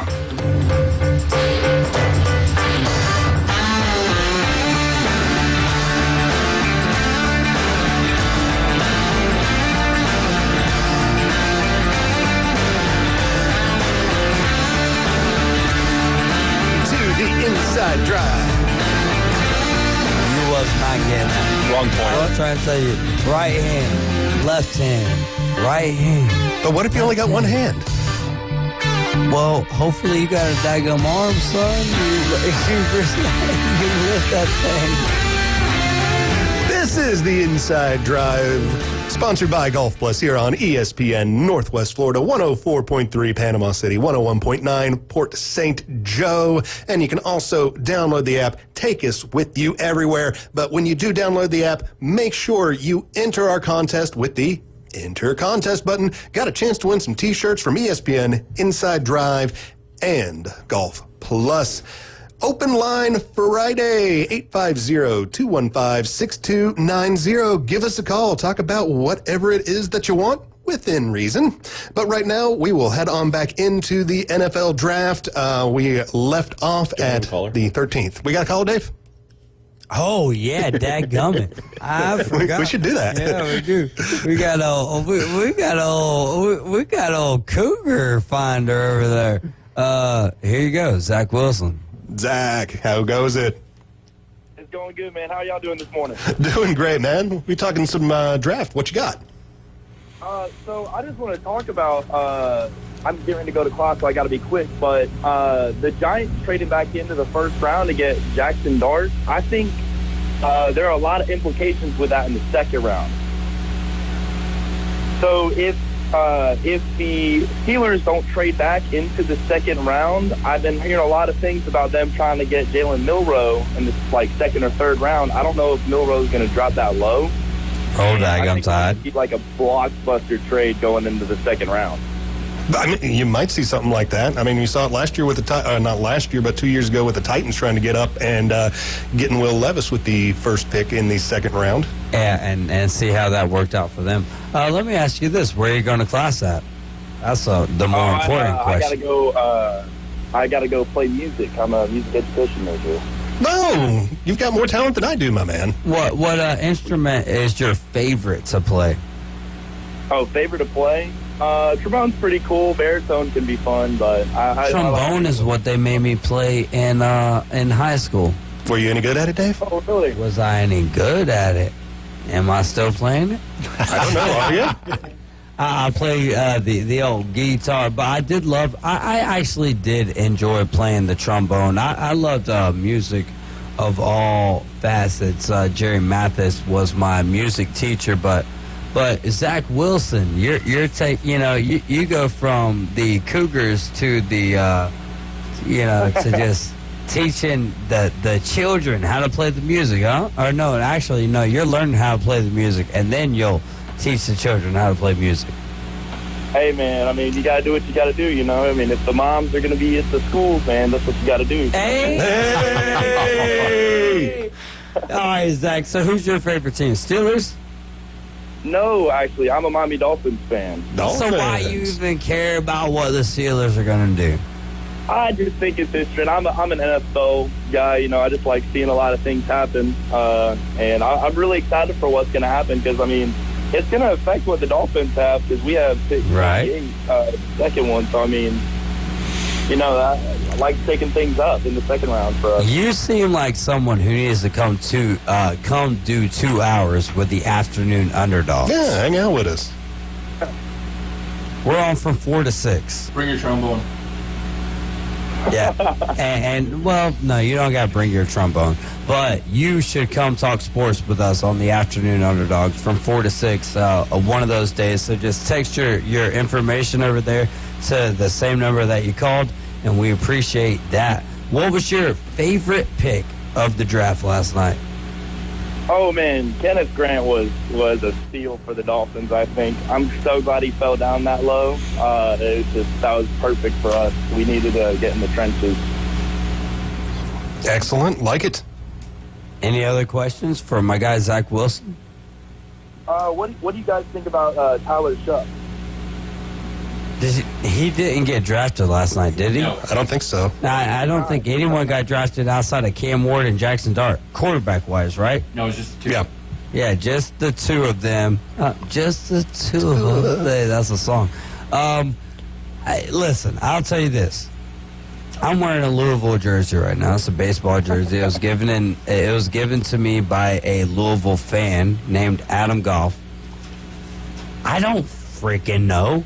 I really don't. Like, we'll find out, you know? Like, at the end of the day, I think that's all of us when it comes to what the NFL brings to the table is whatever your best guess is mine as well. And I think he's going to the Browns. No. I wasn't even saying that. I was saying how's it going to perform in the NFL? Is just well, if he's whatever. going to the Browns, we know how that's going to turn out. Yeah, trash. Like, come on. Hey, you go to the Browns, you already know. Like, Deshaun Watson, which was honestly garbage with the Texans, and the fact that front office believed in him like that was so funny. What's your favorite class over there at Gulf Coast, my friend? I'm talking to you, Zach Wilson. Oh, sorry, I didn't hear what you said, man. Sorry. Your favorite class at Gulf Coast? I love teaching. I have one of my classes that lets me go. You're teaching at Gulf Coast? No. That's just like one of my favorite classes. Mine was understanding music. Did you understand? I've taken a lot of things away from that class. Yes, sir. Mine was lunch.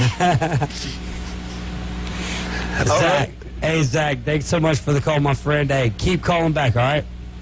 Hey, thank y'all so much. And last thing before I go, go Cats. Which one? I love all kind of cats. The Kentucky Wildcats. No. All right, bye, I like bud. this guy already, mate. I like this guy already. All right, thanks for the call, Zach. Zach Wilson, that was awesome, man. Hey, call back on the Afternoon Underdogs from 4 to 6. We're talking a lot of mental health today, by the way, with Dave Ford on the Afternoon Underdogs. So it's a good guy to talk to it about. Yeah. He's got some good books out there about it. Oh, and Chef Ross, you're going to be there. I will. You better have some questions. Study up, Chef. I'll chat GPT some stuff for you. How did your mic go empty? Did we lose the mics? I hear you. I hear me. You're good. Okay, we hear Dave. We hear Chef. Am I here? We hear Paul. I'm really loud. We got everybody here. No, it's coming in through our side over here. I am hot. Nah, it's just coming in through the headphones. All right, we'll go back to the NFL draft. So we discussed number 13 right there, which was Kenneth Grant, University of Michigan. Defensive tackle goes to the Miami Dolphins. 14th pick in the draft goes to the Indianapolis Colts. That was Tyler Warren from Penn State, tight end. And we'll just go through this real quick because we only got, 3 minutes left. Let's see. Number 15, Atlanta Falcons, Jalen Walker, University of Georgia, linebacker. 16th pick, Cardinals of Arizona, Walter Nolan, Ole Miss, defensive tackle. 17th pick going to the Cincinnati Bengals, Shermar Stewart, Texas A&M edge rusher. 18th, Gray Zabel, North Dakota State, offensive guard. 19th, Emeka Egube. Did I get that right, anybody? I get close enough. Okay, close enough. Good enough. Hey, right. That's how it goes. Ohio State wide receiver going to the Tampa Bay Buccaneers. 20th pick belongs to the Denver Broncos. Oh, Jaheed Barron, that's a great Texas. pick by the Bucs, though. That's a It is. great pick by the Bucs. That wide receiver room. That's why Ryan Mulvey last night texted me, the wide receiver room is going crazy for the Buccaneers. Yeah, Mayfield got targets to throw to, man. Yeah. They can win that South pretty handedly, I think, actually. Yeah, that kid's solid. He's going to be big for them, I believe. Mm-hmm. Jaheed Barron, University of Texas, cornerback, goes to the Denver Broncos with Not the 20th the best pick. Jaheed in the draft, though. The 21st pick goes to the Pittsburgh Steelers. It's Derek Harmon, University of Oregon, defensive tackle. 22nd pick, San Diego Chargers, Omarion Hampton, North Carolina, running back. 23rd. This one. 23rd pick for you, Chef Ross. The Packers. I love Matthew Golden, Texas, wide receiver. Give me a comment. I think Green Bay finally realized you can take wide receivers in the first round of the draft. First time they've done it since 2002. Yep. Slot guy. 24th pick, Minnesota Vikings, Donovan Jackson, Ohio State guard. The 25th pick, the Giants traded up to get this pick, Jackson Dart, Ole Miss quarterback. 26th pick, go ahead, Jeff. Talking about Jackson Dart, the one team that did the most research on Shedeur Sanders was the Giants. They watched every one of his games he played, and they had 3 or 4 different private workouts with him. So when I saw them trade back up, I'm like, well, this could be the pick. And then all of a sudden they chose that Jackson Dart was higher ranked than Shedeur Sanders. So I don't know how far he falls today, because I think picking here says more about what Shedeur did, what they didn't like about Shedeur, more than what they liked about Jackson Dart. I can see that. That's fair. Yeah, I agree. I don't think Brian Daboll liked him at all. I could just tell by the way he was happy about getting Jackson Dart, like we talked about before the show tonight or today. And I don't believe he liked Sanders at all. I don't know if it was personality conflict or, the fact that none of his teammates came to his birthday party. I don't know. I mean, that could be a possibility. You got to have the locker room if you're going to be a quarterback. Or he's got a low score in the Wonder League. Kind of look like Nate Oates. Don't he kind of look like Nate Oates? A little bit. Our guy. Little Nate Oates. Okay, I'll take it. I would Final say four. that is a compliment right there. All right, 26th pick. The Atlanta Falcons moved up. They get James Pierce Jr., University, Tennessee, edge rusher. 2 years in a row, the Falcons have the head-scratching pick of the first round of the draft. Yeah, well, last year was like the head-scratching trade. I mean, if they had the head-scratching pick taking the quarterback. Right, yeah. Penix. You're right. They take Penix, but then they trade up to get Penix, or No, that's where they were. Oh, yeah, okay, they were. I remember people running out of the draft party in the middle of the streets ready to riot at that Penix pick last year. They weren't ready to riot. He was very upset. If we were in Atlanta, they would have been ready to go, but not. And then trading back in to get another defensive player that, when I was reading on the score, they had them lower ranked than some other names on the board. All right, guys, we are out of time for today. This has been the Inside Drive, sponsored by Golf Plus on ESPN Northwest Florida. Be sure to be tuned in this afternoon for the Afternoon Underdogs. You'll have David Hayes and Chef Ross at least, and whatever other cast of characters they get. James Fife saving off. We got Chef Ross, Paul, David Hayes. Have a great weekend, everybody. Keep your stick on the ice. Roll Tide. It's the PCB Hobby Takeover with Todd. Mondays at 5:20 on ESPN Northwest Florida. That is a very high-end card and very rare. Todd talks about coins, trading cards, collectibles, and the amazing stories behind them. It was the first one that's ever come through my door. Plus, we'll be taking your calls and questions at 850-215-6290. The PCB Hobby Takeover.